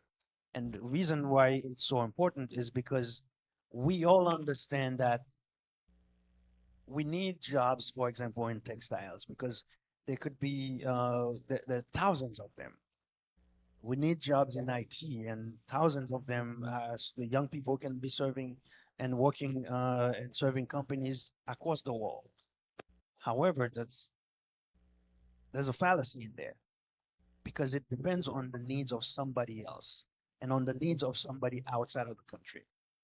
Agriculture actually is about us. It's about our land, and it's about something that no country in the world can say they don't need. We heard earlier today that we can actually, we have the land, we need to produce more. What we're doing is looking at, it's not just production, but looking at the whole value chain. If you produce, you need to not lose post-harvest. We lose about $352 million from 2018 to 2021 post-harvest, simply because farmers don't have the storage facility they need. They do not have the, we don't have the processing facilities that we need. We can actually change this, and this is just a start because the Agri-Food Center in Akaya is just about starting, and then as we move forward, especially with the Haiti Food System Alliance with members across the country, it can be replicated. Thank you, Pierre. So, Joanne, since yesterday we've been hearing people talking about the difficulty to access capital for in rural Haiti. And we all know that over the year after year, the commercial banks only invest like 2% in agriculture. So less than 1%. Well, I just want it to be, yes, less than 1%. Less than 1%. That this is um, I know I work with a lot of SGBs, a lot of agribusinesses, a lot of farmers organization, and at every meeting, if you tell them what is the number one issue for them, they're gonna say finance, right? Um, I know you be in the system for a while. What do you think should be done, like some kind of financial instrument, should be done to make to give the sector a more appealing approach for the youth specifically? That is a very tough question, Patrick, because in other words, you're asking me how do we make agriculture sexy for the financial institution? Well, I think with the structure that we're building with the Haiti Food System Alliance, I think with the assets that we're valuing with the Agri-Food Center, we can look into blended finance investment. What do I mean by that? With the critical mass that we have within the center and within the alliance, and more farmers joining in and more farmers being more structured, you can look at investment in the form of grants, refundable grants or non-refundable grants. You can look at investment in equipment. You can also look at investment in the impact world, because we are creating impact for the country, and that's how you make Patrick agriculture look sexy. Right. Okay, I remember I'm gonna way back original. I don't know if you attended that conference. It was a conference, I think 2009, South Beach. I don't know how many of you attended the conference. And it was the first time the word putting together a diaspora fund that can invest directly in Haiti with the matching of the government was pronounced. So 2009 to date, that's a lot of years, right? So nothing happened. And I know, Reggie, I've been to Zambia, I visited all the farms. I spoke to a lot of beneficiaries on the field, and you on the ground doing what it takes to make it happen. Can you tell us, okay, Joanne added a few things on the for the system, so not the financial sector now, like the youth. So we need to make agriculture sexy for the youth also, right? Because a lot of them be going up and they see their parents, been working every day at 3 a.m., going to the field, and they can even, when the big ticket items on the table, they cannot afford it. So that's one of the reasons that young Haitians, they're not too interested in agriculture because they don't see it as a pathway to get rich. So what do you think we can do to make it sexy for the youth? I will start first by promoting the use of technology in agriculture, for example, with the vocational training at Zambia Agricole. Um, in the communities on the hillside or on the lowland, people are still using archaic tools to do agriculture. It is a lot of work and it is not efficient. So the use of technology, simple tools like machinery, a tractor or a motoculture, they can help the young people to come back to agriculture. And now you have the use of drone, for example. Instead of spraying with a pump, you can have a drone to do the work for you. This could be an attractive alternative for young people, and it could be also a business opportunity. One thing, we have farmers we are working with. We are providing technical assistance. Many of them, they do not have the pump to do the job, or they do not have the knowledge to find the correct pesticide for the crops when there is a problem. So if you are using technology in agriculture, you can provide opportunity for young people to use this kind of alternative to provide services. The second one is the market making money because many young people that stop doing agriculture or do not follow their parents, it's because their parents cannot take care of them with agriculture. Why there is a huge potential for market in Haiti. For example, with the Haitian food basket, we have six main components. The first one is rice. We have corn, beans, flour, oil. Rice alone, since this morning we have been talking about rice. Um, in a year, we consume 530,000 metric tons of rice in Haiti, and 90% of that is imported. So there is a huge market. So if we can invest, going back to Joanne, we can say, okay, we can capture 10 to 20% of the market. And we heard from Albert this morning saying there is appetite for Haitian people to consume local, to buy local, mostly the rice. This can help bring money to agriculture and attract young people. It's not only in rice. We have flour, for example.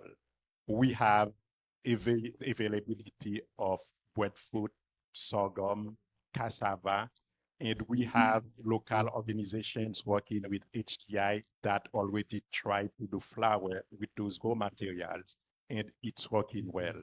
So now we need the expertise to scale up this kind of initiative and also to develop a cluster. Like there is availability of natural resources, but in terms of food processing or marketing or food safety, we need this kind of expertise on the table. This is the kind of um, advantages the alliance or organization like us can bring on the table. Thank you, Reggie. Well, think we're gonna have 15 minutes for questions. So, I mean, the last uh, question I have for you, guys. Okay, on the screen we have the dream team, right? So everything we mentioned earlier today, we're gonna need a dream team to make that happen, right? We're gonna need a dream team to make that happen. We all know that Haiti, I'm gonna put some mud facts. Foreign direct investment is important to develop a country. So from 1970 to date, foreign direct investment never could pass 1% of the Haitian GDP. And I mentioned GDP in one of the screens. So where are we gonna find the resources? I mean, the dream team we want to help us deliver for Haiti as a country. Where we think we're gonna find the resources? What we need? I mean, we in Atlanta, we have a lot of people in the diaspora, and we know the diaspora is playing a very important role with remittances. But do you think the diaspora alone and the people in Haiti and some partners I want to acknowledge in the room. J. Emmanuel from the IDB Lab, a great partner if you at the business. Ivy Popperberg from IFC, great partner if you want to invest. But they have a threshold.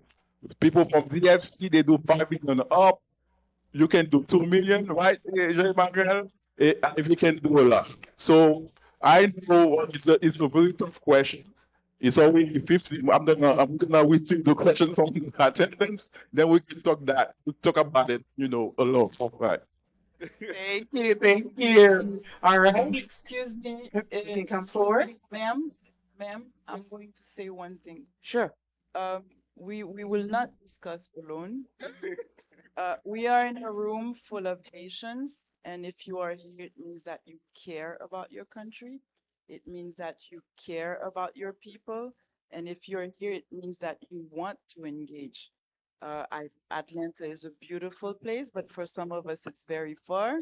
So if we came here, it's because we want to move to action. And what I would say is that we absolutely need to work on collaboration. We absolutely need to work on partnership. You don't need to invest money if you don't have money, but you can bring technical assistance because we have, with Embracing Neighbors, we have a program where we give technical assistance in the form of grant. Like Reggie said, we need to make agriculture sexy. We need to show people that other people in other countries do make money in agriculture and there is a future in agriculture. So we will not discuss that alone. We will discuss this together. Thank you. All right. Thank you all for your presentation. Well, obviously, when you talk about agriculture in Haiti, it's a very passionate topic, and it seems like it's captivated everyone's attention. But yet, I got the feeling that we're talking here about reinforcing agriculture, mostly in the lens of doing business as usual. My concern is that I haven't heard, maybe you've said it, I missed it somehow, but I haven't heard you talking about how to consider climate change as a big issue when we're talking about agriculture. Well, Haiti as an island, we we need obviously to have more production to fight against food insecurity. But nowadays, we know that climate change is a big issue and it impacts, I mean, everyone's, even big countries like the US, they are really concerned about it. Personally, I've been involved in many discussion in the research project where big corporations asking us to what we can do to mitigate or to adapt due to climate change related issue. But here, I want to have your insight on how your project, specific project, each of you are considering dealing with this kind of issue. So your Or question if is you about even, climate smart agriculture, right? yeah. Yeah, so Reggie, you can take that. Yes, and thank you for the question. And climate smart agriculture, regenerative agriculture, or ecosystem-based adaptation, this is part of the package we are providing to farmers, for example. The first thing, as in an alliance and also organization, we work a lot in research with Shibas, a University Quisqueya, and also within Zambia Agricole. That's why we have a soil lab, the first thing. And for bean, for example, black beans, we had a huge problem with a mosaic virus affecting the bean. With the support of Feed the Future and other program research, now we are using a variety called Sankara. which is mosaic resistant and drought resistant that the farmers can plant. This is for beans and also for sorghum. In 2016, we have a huge problem with pests in sorghum. Again, with research, we have some varieties like Pape Pichon. This is a variety we are using now with the farmers to produce sorghum. And in terms of training, climate smart agriculture, it is part of the school curriculum, is part of the work we are doing with farmers, and the concept of ecosystem-based adaptation, where we are teaching the farmers how to work with nature to reduce the exposure to climate change and to increase their resilience. This is also part of what we are doing. Thank you. Yes, thanks, Pierre, for mentioning that. Since 2014, we have been working with Swan University on payment for ecosystem services, where we are surveying every year the amount of carbon sequestered in the trees, and the farmers, they receive payment for that. Thank you. Well, thank you, panel. Well, I am a child of farmers. Someone not to win it. They go on the jardin, waking up at 4 in the morning to go with my mom. And I was about 4 or 5 years old.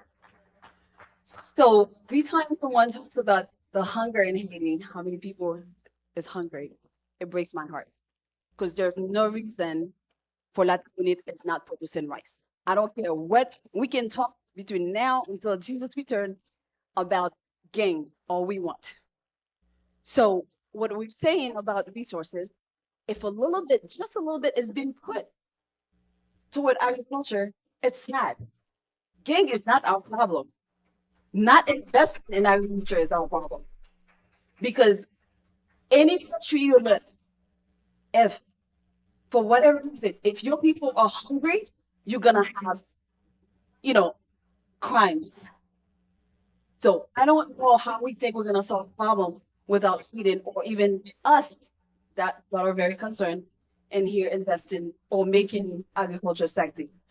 It seems like there's only 3 of us interested in asking questions or even has input compared to before, long lines to ask questions. And now if we have to make agriculture sexy and there's only 3 of us in line. So that tells you there's a problem right there. So no, one of the thing I think talking about collective effort, anybody who has lands, my family has a lot of things in that unit. So yeah, which is good, which is helpful. Now that's something I can bring to them and says, what can we come to HDI or agri, we tout bagay sa ho. So now we got the information, we bring to our point. So the other thing I'm gonna suggest is the like Sunny Pay.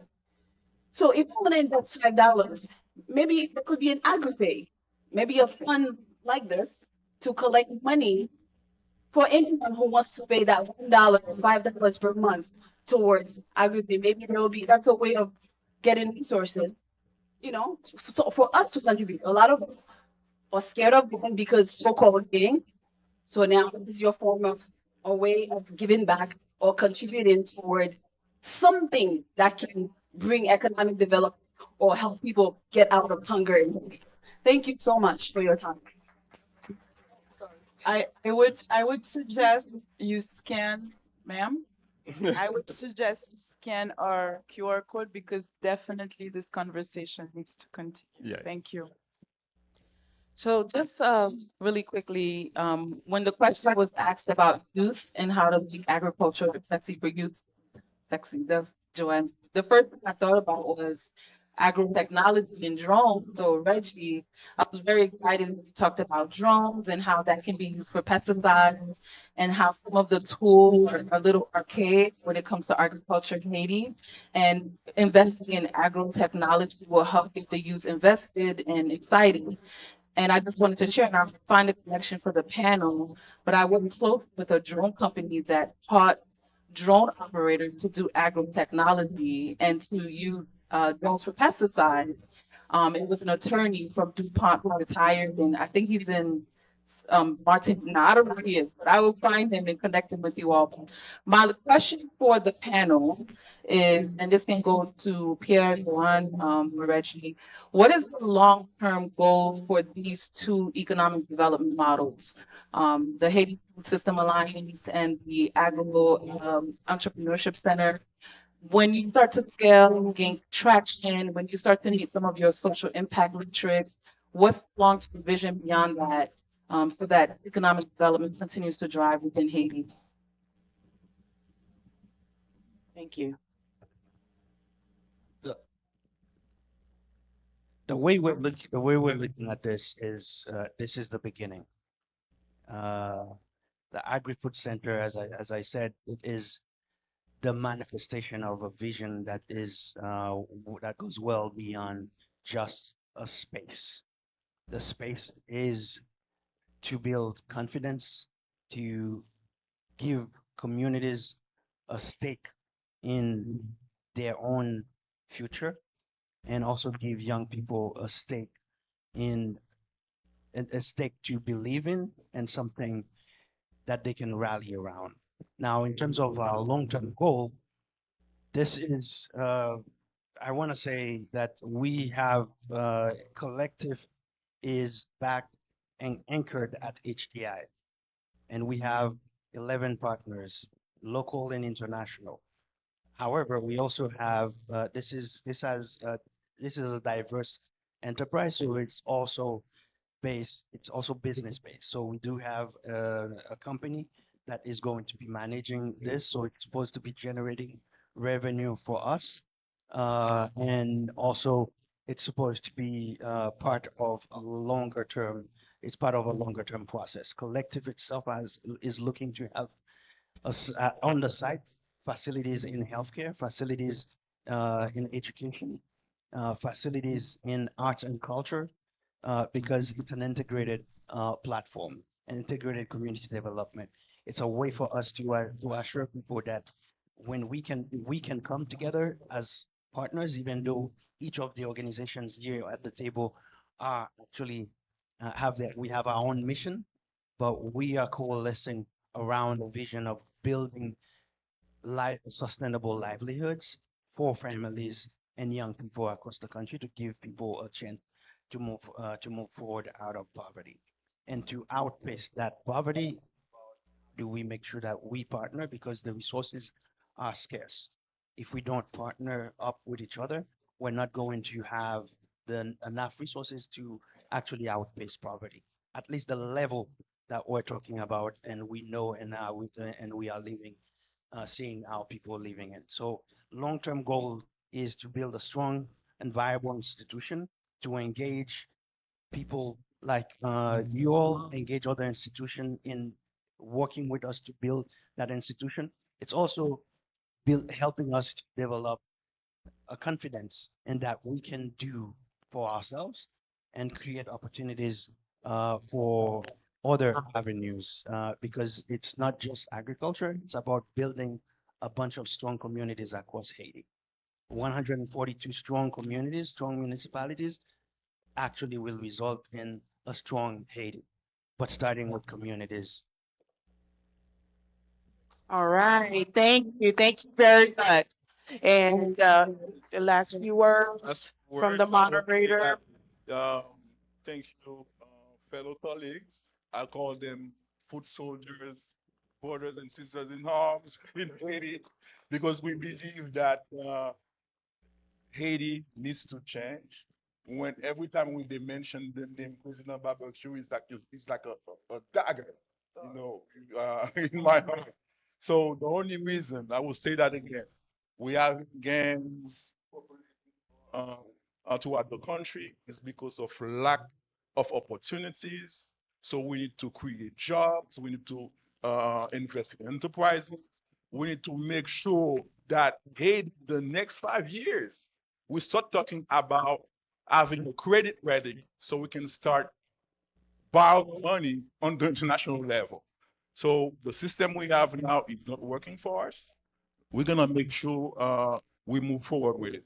I would say there's HEI where they have a boot I mean, if you want to learn more about the Agri-Food Entrepreneurship Center, stop by the booth and get some power, some more questions. Thank you, Reginald. Thank you, Joanne. Thank you, Pierre. I'm very happy to be here again, USA.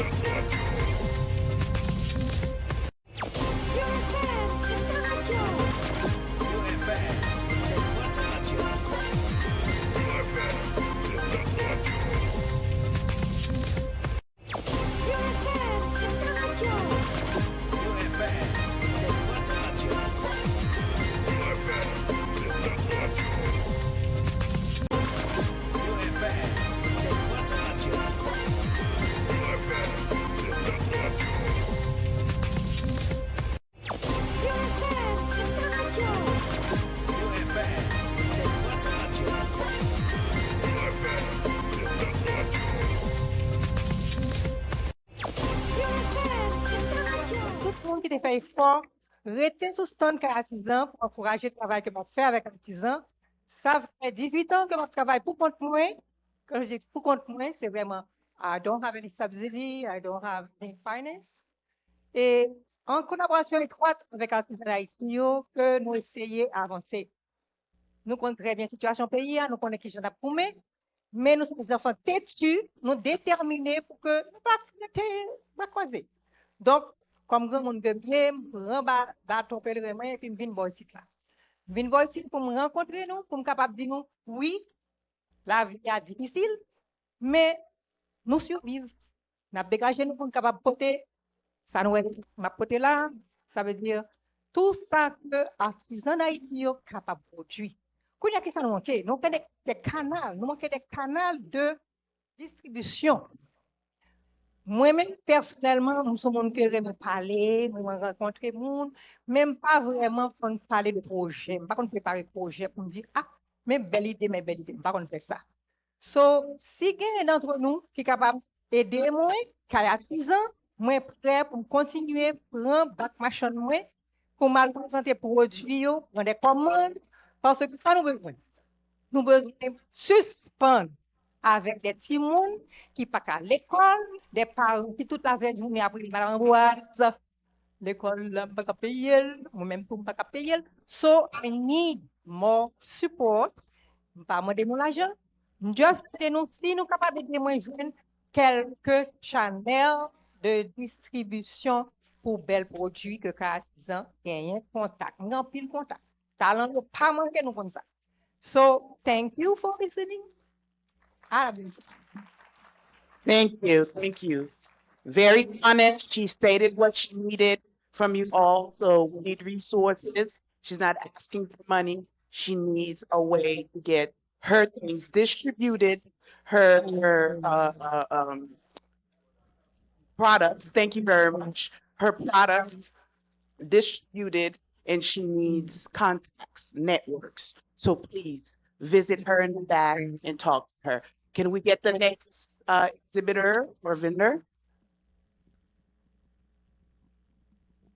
Hi, everyone. My name is Sarah Fanstead, and I am the Chief Haiti Liaison for Demain.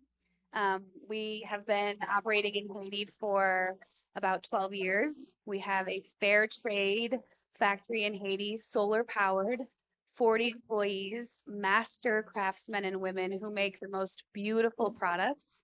We have a booth that you can come see for two reasons. First, if you're interested in purchasing genuine leather products made by hand by 40 incredibly talented people who are just, they work so hard and have just limitless talent, small leather goods or large leather goods. But the other reason why you might want to stop by and see me before the end of the conference is because about 1/3 of our staff produce our leather goods. for export, and 2/3 of our staff make school shoes for children in Haiti. Nou anvi kraze pepe, nou rayi sistem sa nan peyi ya. Haiti bezwen prodwi plus production locale. That's how we really are so passionate about it. We're tired of missionaries, NGOs, and nonprofits importing shoes that are used or from China.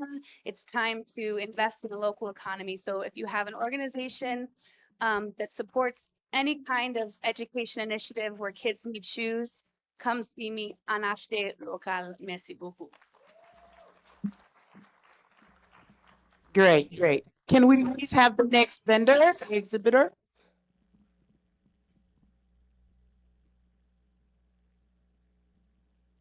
Allô, bonsoir tout le monde. Moi, c'est Astrid. Moi, fais bijoux. Trois canons wash et matériel que moi utilisé, c'est Haïti me joindre. Et un petit blague que moi me bail. Depuis petit, m'allais toujours dans Fursi, au Bléon, m'a fait dans tout rangé, vraiment découvrir. Et puis, chaque fois, m'a rentré la caille, moi, poche, pantalon, plein wash que m'a ramassé. Puis un jour que m'a quitté Haïti, époque ça, où t'es qu'à mettre 80 livres dans ma lettre là. Puis nous arrivons dans l'aéroport là, Miami, et puis m'a caché ma lettre là. Papa m'a ouais.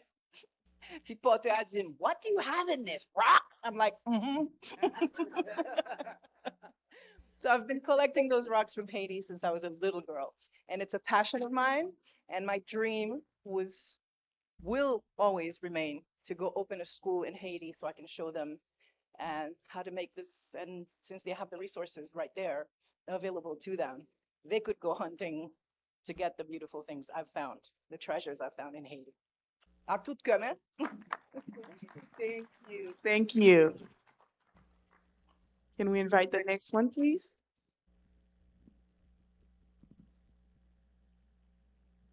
Bonsoir à tous. Hello, everybody. Bonjour tout le monde. I'm Paola Lucas, founder of the band, which is an organic plant-based hair and skincare company, which I started 25 years ago. We buy a lot of resources from Haiti that go into the products that we make. We also get ingredients from Africa, India, and Europe. We have a booth here, and I've invited many of those vendors to participate with me. And how this whole thing started was, I don't know if you guys remember back in March when the airports got shut down and people couldn't travel. So it still turns out that a lot of those vendors were friends of mine that got stuck here in the US with no way to sell their products or get back home. Therefore, I decided to start pop-ups amongst the diaspora to not only introduce them to the diaspora here, but to also introduce what Haiti produces.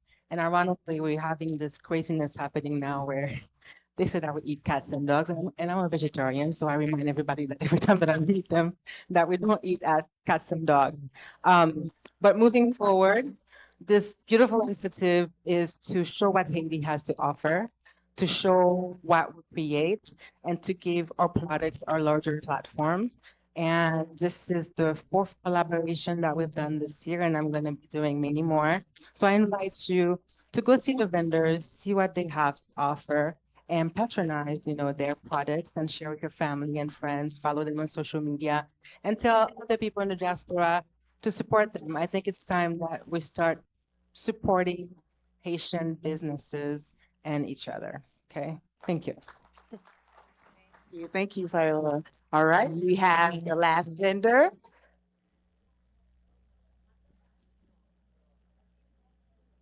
Okay, okay. So we have more. Hi everyone, my name is Bella V. I am a fashion designer and the founder and CEO of Beyond Core Clothing. I have my booth out there.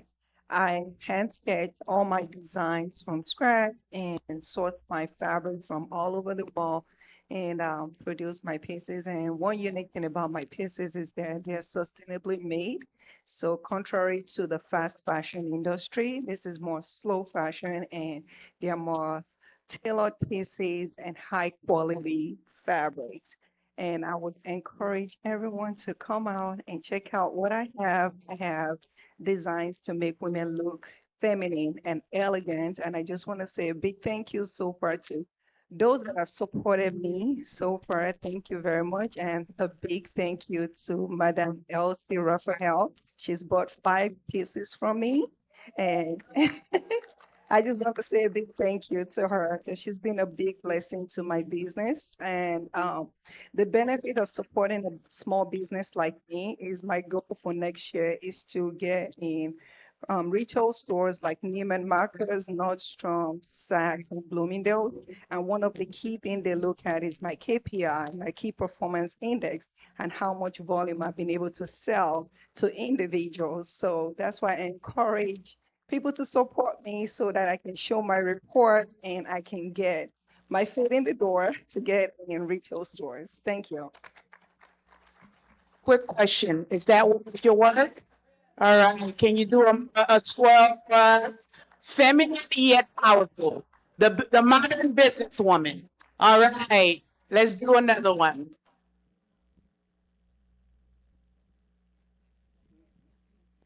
Bonsoir tout le monde.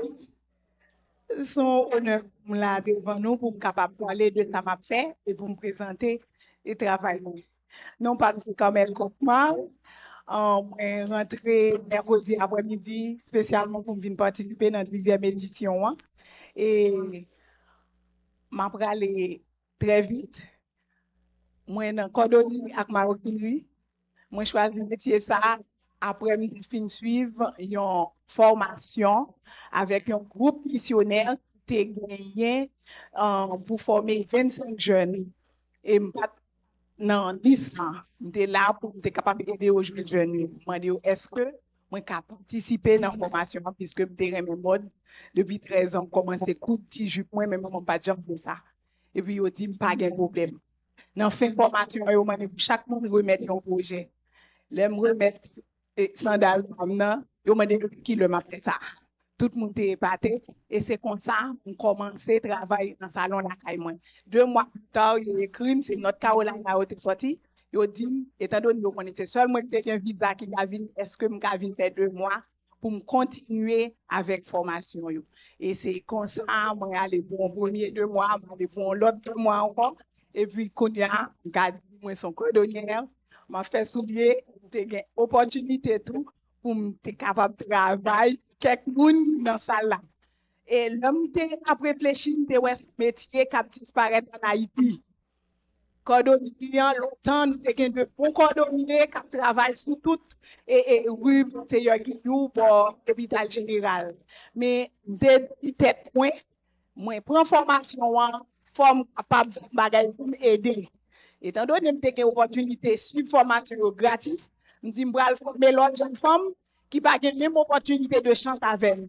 C'est comme ça moi j'ai commencé parler avec des courtiers pour bam jeune fille qui besoin de travail pas c'est formation non dit qu'à chercher travail gen en plus nan yo dans fini yo penser yo venir travail na kay moi bien en bureau et c'est comme ça me commencé à parler de cuir parler de mode gen yon qui te dit madame ça la bizarre nous quoi vendre ça moi à faire et c'est là yo commencé à comprendre que son métier que moi t'apprendre transmettre yo.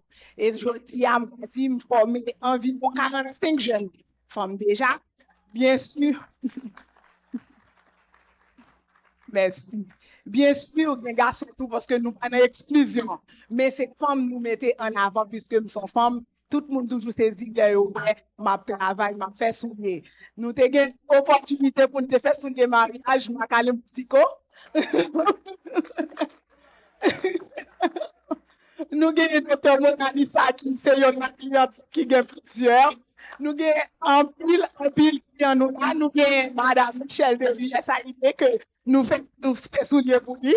OK? Et nous sommes un bénéficiaire du programme TPMP que BRH mettait sous pied avec partenaires. Dans 500 entreprises, nous avons fait partie de 85 lauréats. Et dans 85 lauréats, nous sommes parmi 3 entreprises qui ont présenté le projet. Et puis, nous sommes un bénéficiaire avec PADF dans 4 projets pour ces femmes qui sont dans le business. Et content le fait que les partenaires ça avec NAAHP, et je dis à collection de 104 gon production la fait, qui ça nous besoin écouler produit ça yo. Et jusqu'à présent, nous pas qu'à payer parce que nous avons des cadres qui consommer produit nous yo. Mais nous besoin travail plus, besoin mesdames qui filment en formation hein, et continuer kembe avec yo pour yo gagner yon pour jouer un moyen pour être capable de continuer à supporter la famille. Actuellement, nous faisons l'ouvrir l'autre atelier. Non, non. OK? Nous avons deux ateliers. Un pour le prince, un local. Et c'est, yes. Et majorité de produits là, c'est produits qui fait non, non, qui fait au cap. Et mesdames, nous attendons un feedback de ça me fait là. Alors, oui, je vais me retourner à tout le produit ça. M'a demandé nous dans le moment pour nous passer, pour nous aller apprécier le travail. Yo. Et merci, merci. All right. Thank you. So next year, we know what to add to the NAAHP, kind of activities, because the vendors and exhibitors, they need a chance to talk to all of you. And I'm pretty sure that you appreciate that, right? You love to hear about why they started their business and why they're vending. So this was great. All right, without any further delay, all right, let's welcome the Honorable Dodi Joseph. Dodi Joseph. I love it. And do we have Gerline Joseph as well for the engaging the Haitian American community for maximum impact?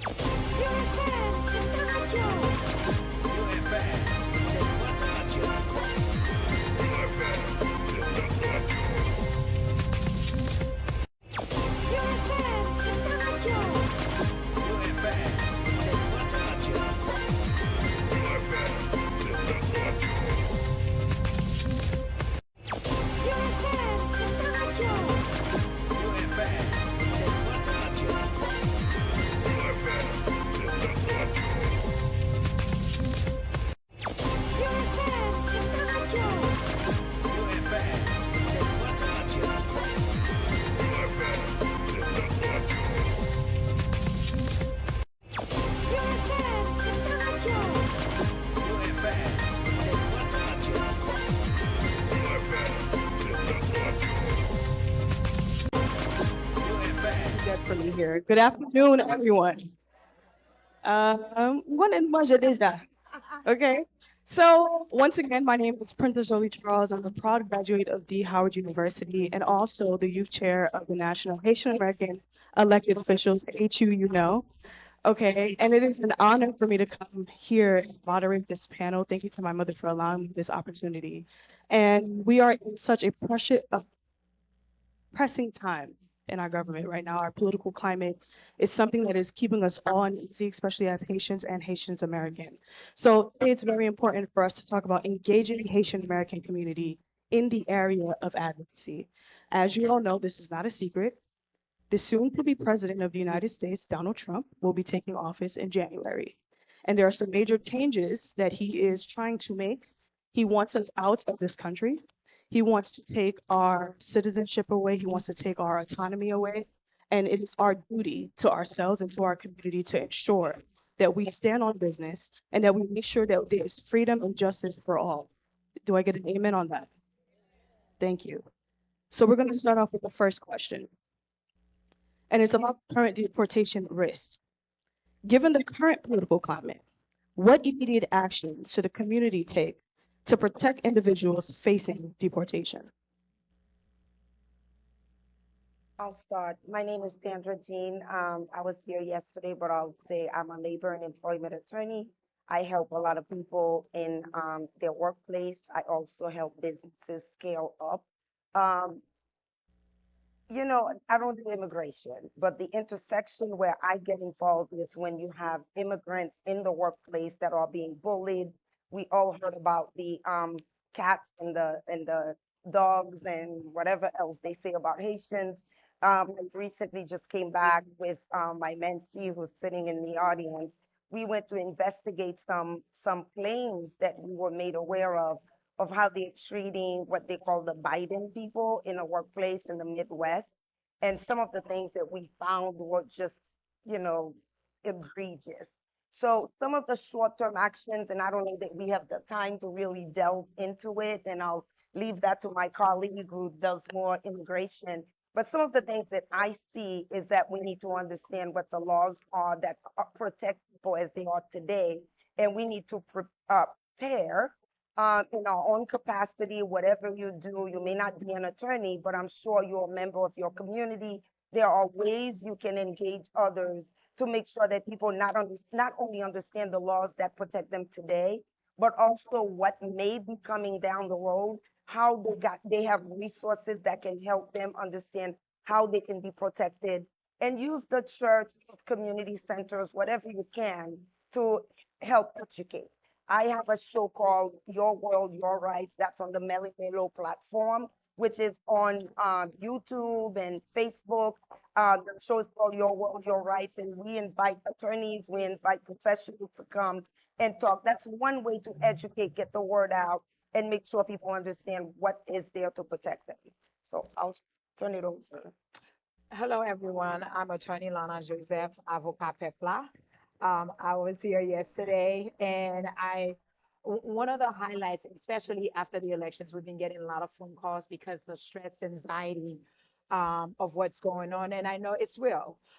So one of the things that's very important since Wednesday is that I've been making lots of calls, videos, and just want to educate the population of what's going on. Because once we are educated, then we can make proper decisions. What I have found out is a lot of, especially in the Haitian community, we have like the churches, they like the gatekeepers. They, you know, as Haitians, we like l'église, and ça pasteur nous dit, c'est ça que nous fait. So we like the community, the church leaders, everyone to put hands together so we can help the community as far as like immigration things that they can specifically do. Is definitely those who are here with the Biden program. Many of them, almost probably 95% of them, they are eligible for TPS, but you'd be amazed, so many of them have not applied. So I'm encouraging them to apply, even though they don't apply for work permit, but they can at least apply for the temporary protected status. It's only $80. I know in the past, my office and many organizations, we have done drive, free TPS registration, And I'm sure in the next few weeks or so, we're going to continue to do more around different communities, free TPS drive to make sure everyone apply for it.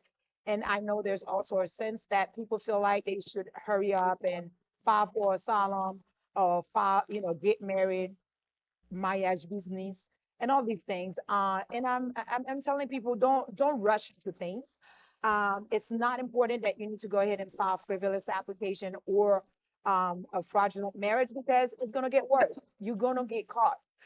So it's better to be educated, understanding your rights because there's so many things that will protect you, but you have to educate yourself. So in the next weeks or so, we asking, especially the attorneys, we're gonna probably put together so we can educate the people more as we continue this fight. It's going to be hard, but then again, we stand united as a community and we'll get through it.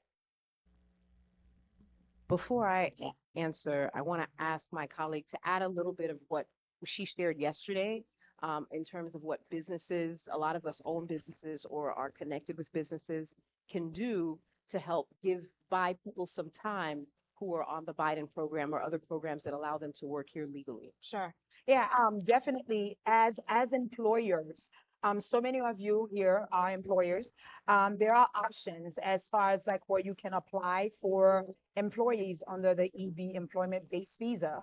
And most of the times, it's not a specific section of employment. Even if you have like nursing homes, there are people like we have employees people who come from Haiti with like doctors, lawyers, engineers, and so on. There's also the EB2 NIW.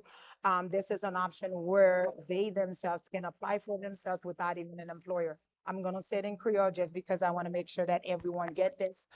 So nous gen option côté que si on moun vini ici aux États-Unis ou rentre légal dans programme Biden nan, ou gen TPS, then ou gen option si que ou gen un bachelor degré et ou gantan gen at least 5 ans expérience dans type de fil que ou yé, et aussi ou gen doit gen un higher degré tant que master ou bien un PhD. Then à cause de ça, then ou capable montrer intérêt que gen pour payer un travail que ou gen pour faire et ou gen plan que ou capable appliquer pour capable gagner résidence. Et aussi nous-mêmes qui gagnons business qui t'a voulu employer moun sa yo, nous gagnons option que nous capable employer yo côté que gagne différentes options ouais ou employer yo pour montrer que it's a process côté que on va montrer que gagne need pour lui-même. Et dès que gagne en pile haïtien so gagne pile dans business nous que nous gagne besoin pour nous target haïtien directement so nous besoin haïtien qui parle créole qui capable aider ensemble avec lui ça yo capable aider pour capable buy your résidence most of the time process again maybe 3 ans ou bien 4 ans. But it's a win-win for both because pendant 3 ans ou 4 ans ça, ou gen un employé qui gen talent and then qui vle aider, qui après te solide avec vous, and then you in turn, you have a good employee and they know que you're capable de residence. So in a way, it's helping the community. This is not something new. Many other communities, they do the same thing, but it's just that sometimes us as Haitians, we are, we are on our own. And I think one other thing that's going to be very important is that we stand together as community. Right now, I have about 4 moun nan office mwen ki soti nan program Biden nan. I can tell you, ba yon problem avec yo. They come to work on time. They give their very best because they understand that this is an opportunity where they can learn, help the community, and in turn, I can sponsor them in the future for, for legal process. So this is definitely a great option.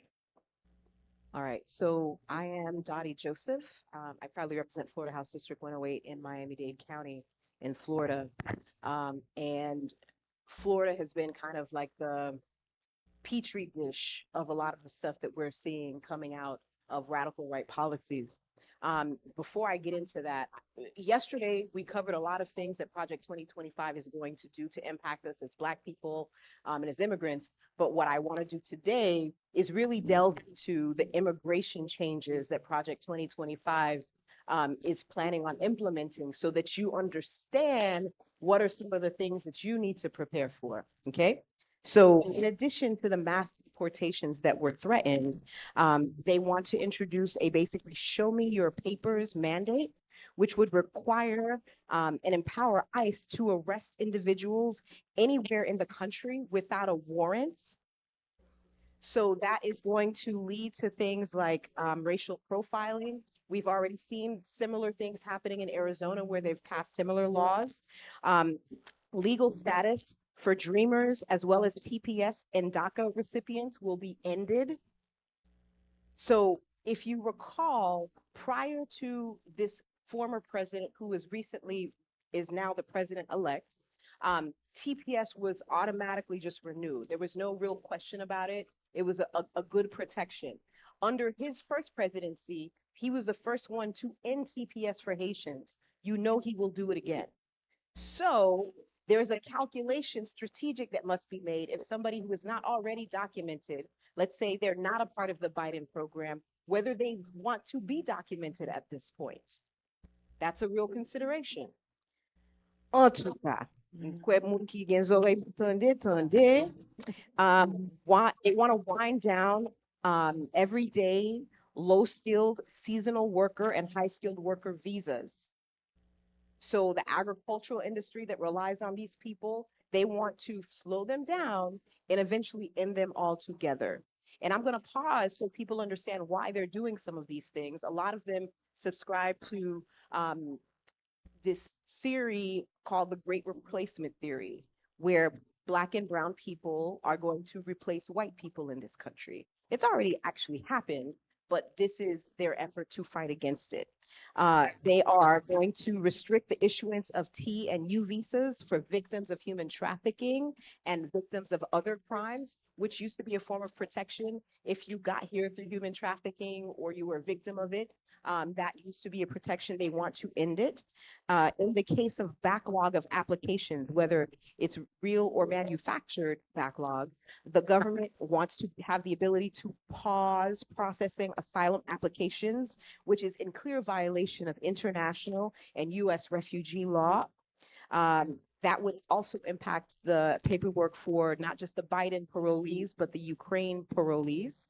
They want to revoke the status of those with humanitarian parole, which we talked about, the Biden program. They want to eliminate protections and benefits for unaccompanied minors, which used to be a form of protection that received federal fundings throughout all the states.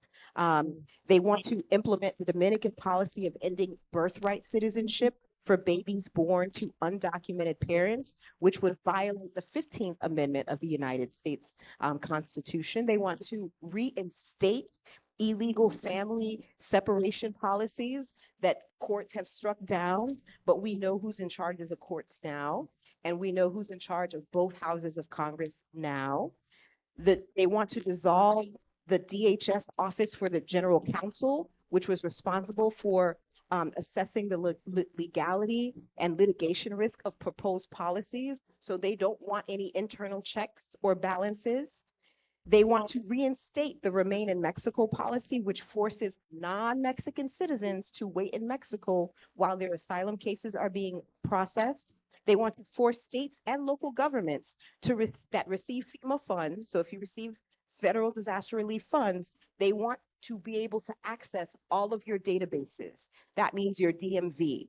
So in states like Florida, where they already have access and they require citizenship, this is going to impact the states that you can get a driver's license without being a citizen. So they want all the data on you, where you live, and all of that information. They want to force Homeland Security investigations officers who are generally tasked with complex investigations that aren't directly tied to immigration to now focus on mass deportations. They want to force the Department of Justice attorneys to focus on prosecuting immigration cases, which is not their mandate right now.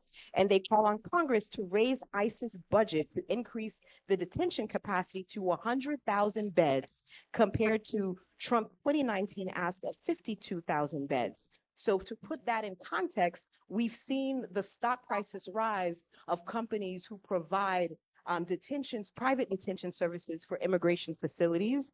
And then the last couple things I'll share with you is they want to loosen those standards to be able to detain people. Okay. The higher, anyway, they want to be able to use tents if they can't get hard facilities to just have mass tent places. And they want to authorize ICE to be able to do these mass detention places all over the country and deploy the national. So this isn't a part of Project 2025, but the incoming president has said he wants to be able to deploy the National Guard and forces to assist in immigration enforcement and deport U.S. citizens with whom he does not agree politically or any deemed to be woke or the enemy from within. And he wants to deport Haitians to Venezuela. So that's everything, almost everything. They also want to denationalize people. They want to have the ability to denationalize people who are already citizens. So if you're thinking, oh, well, I'm getting a citizen, ça va affect them. No, you are in it too. And there are lots of ways that they are looking at opportunities to denationalize people. They already started looking at the first time he was in office. They started to say things like fraud in the application process, but then they've gone beyond that. Of one example that our colleague shared yesterday was of people who didn't mention a child because they didn't know they had a child, and now they're going to consider that a lie. And when they want to do something, we're going to do our best to prepare you based on the existing laws, the anti-discrimination laws, the refugee protection laws, the immigration laws, but we are entering a new era. As a lawyer, I will tell you, as a practical thinking, obvious person who came from a country that had a dictatorship, when you have somebody who declares himself to be a dictator on day one and claims that he wants to fire all of the federal forces that normally serve as a protection and a buffer from some of the most egregious actions, by removing those people and replacing them with people who will do his bidding, we are in a whole new world because they have both houses of Congress. They have the Supreme Court. They have many of the courts, but not all of the courts. Specify on the day? I'm talking about not specifically the Republican Party. I'm talking about the incoming president and vice president who have declared war on immigrants in this country. Right. That's who I'm talking about, right? And depending on how these Republicans fall in line or not once they are elected in Congress, that will mitigate things because technically immigration falls in the purview of Congress. However, if you have Project 2025 implemented, we're transitioning from democratic governance or in our Republican democracy to an autocracy and a dictatorship in which the rules are entirely different. And to the point about people getting marriages, I will tell you just this past Friday, there was a court ruling that said that you are no longer protected from deportation simply because you are married to a U.S. citizen. So, I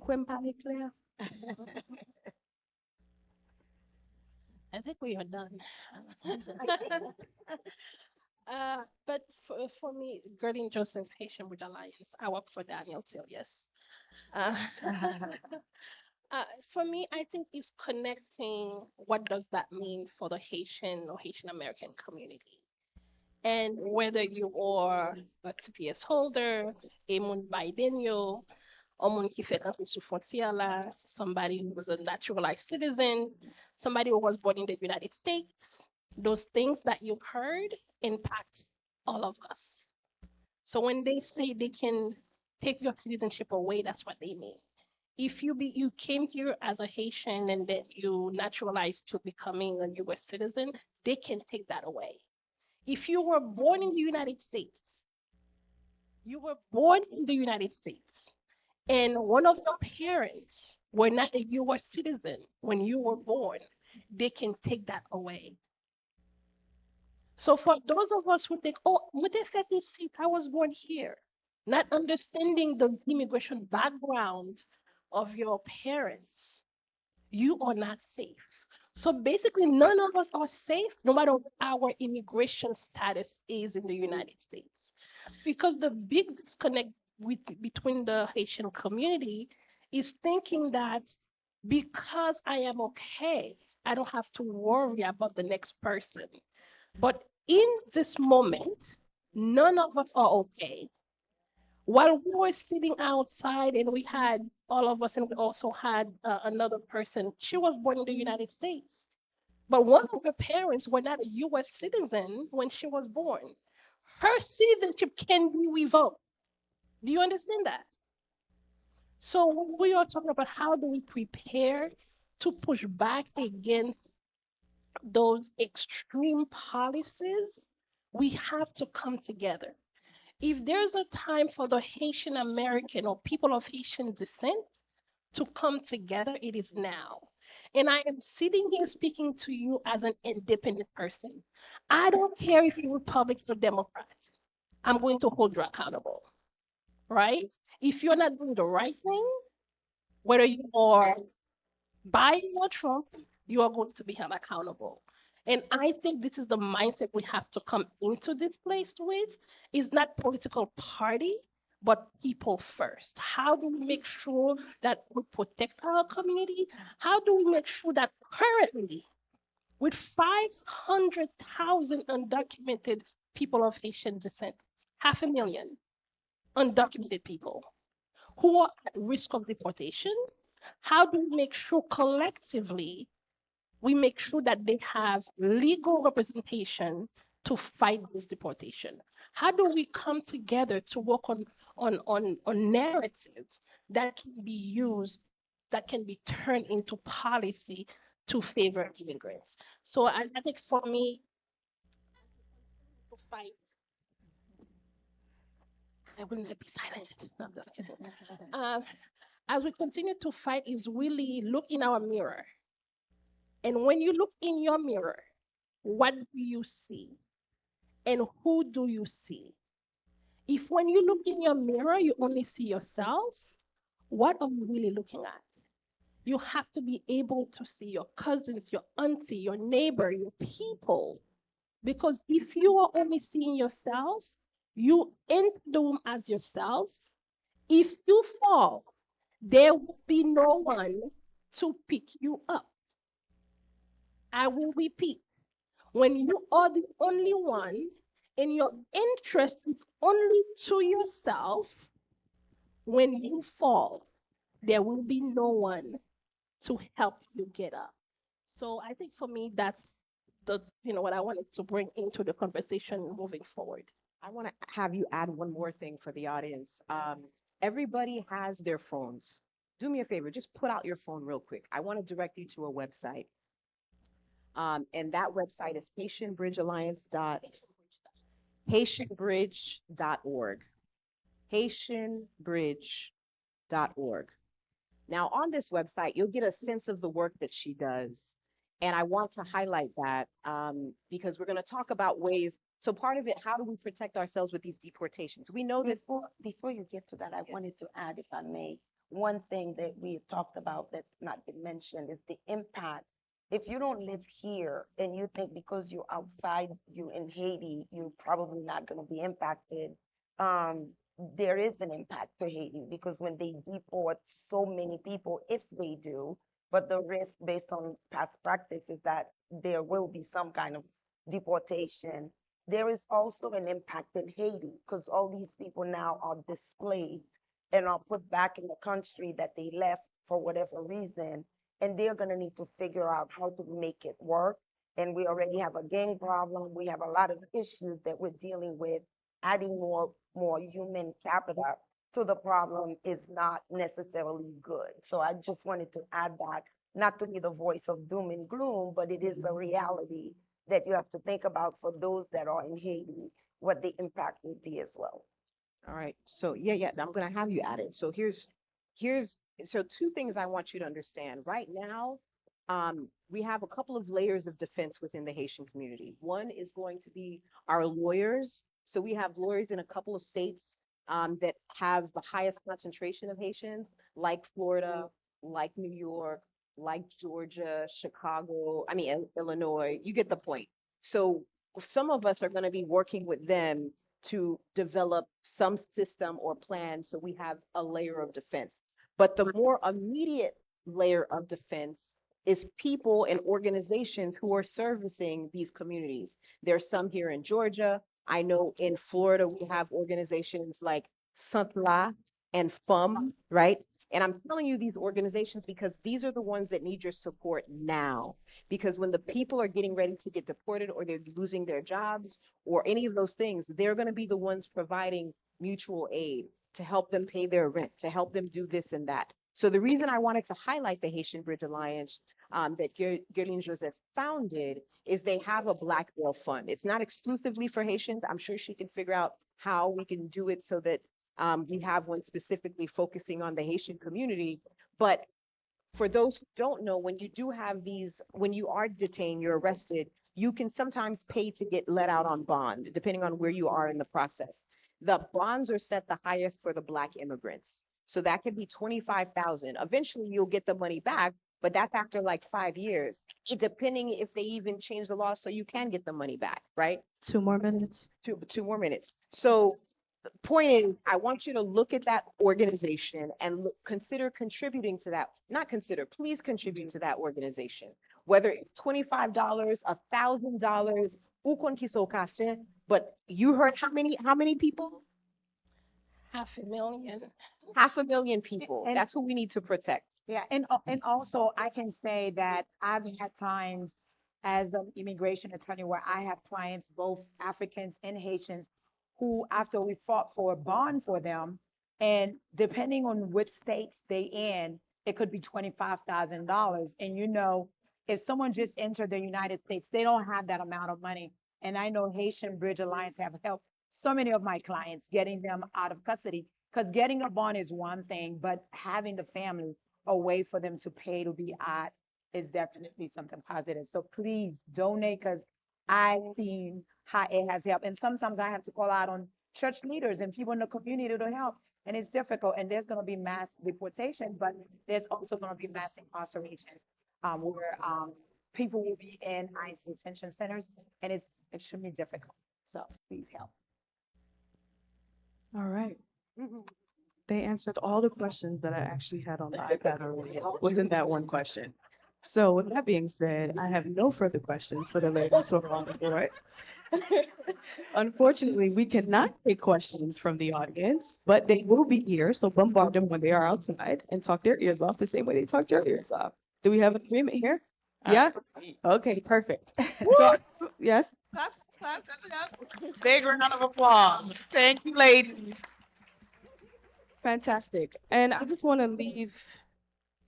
leave this with some closing words. I am a Haitian American. As you all know, my mother is Dr. Ferrari. My father is a Haitian man. I am part naive and part Jacquemin. Yes. As has been stated on this panel, this is going to affect every single last one of us.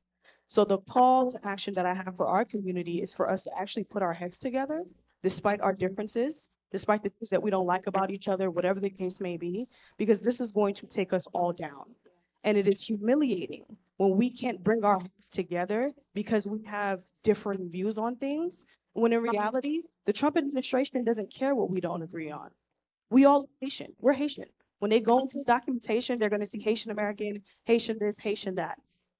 So if you are not taking this seriously now, I feel really bad for you.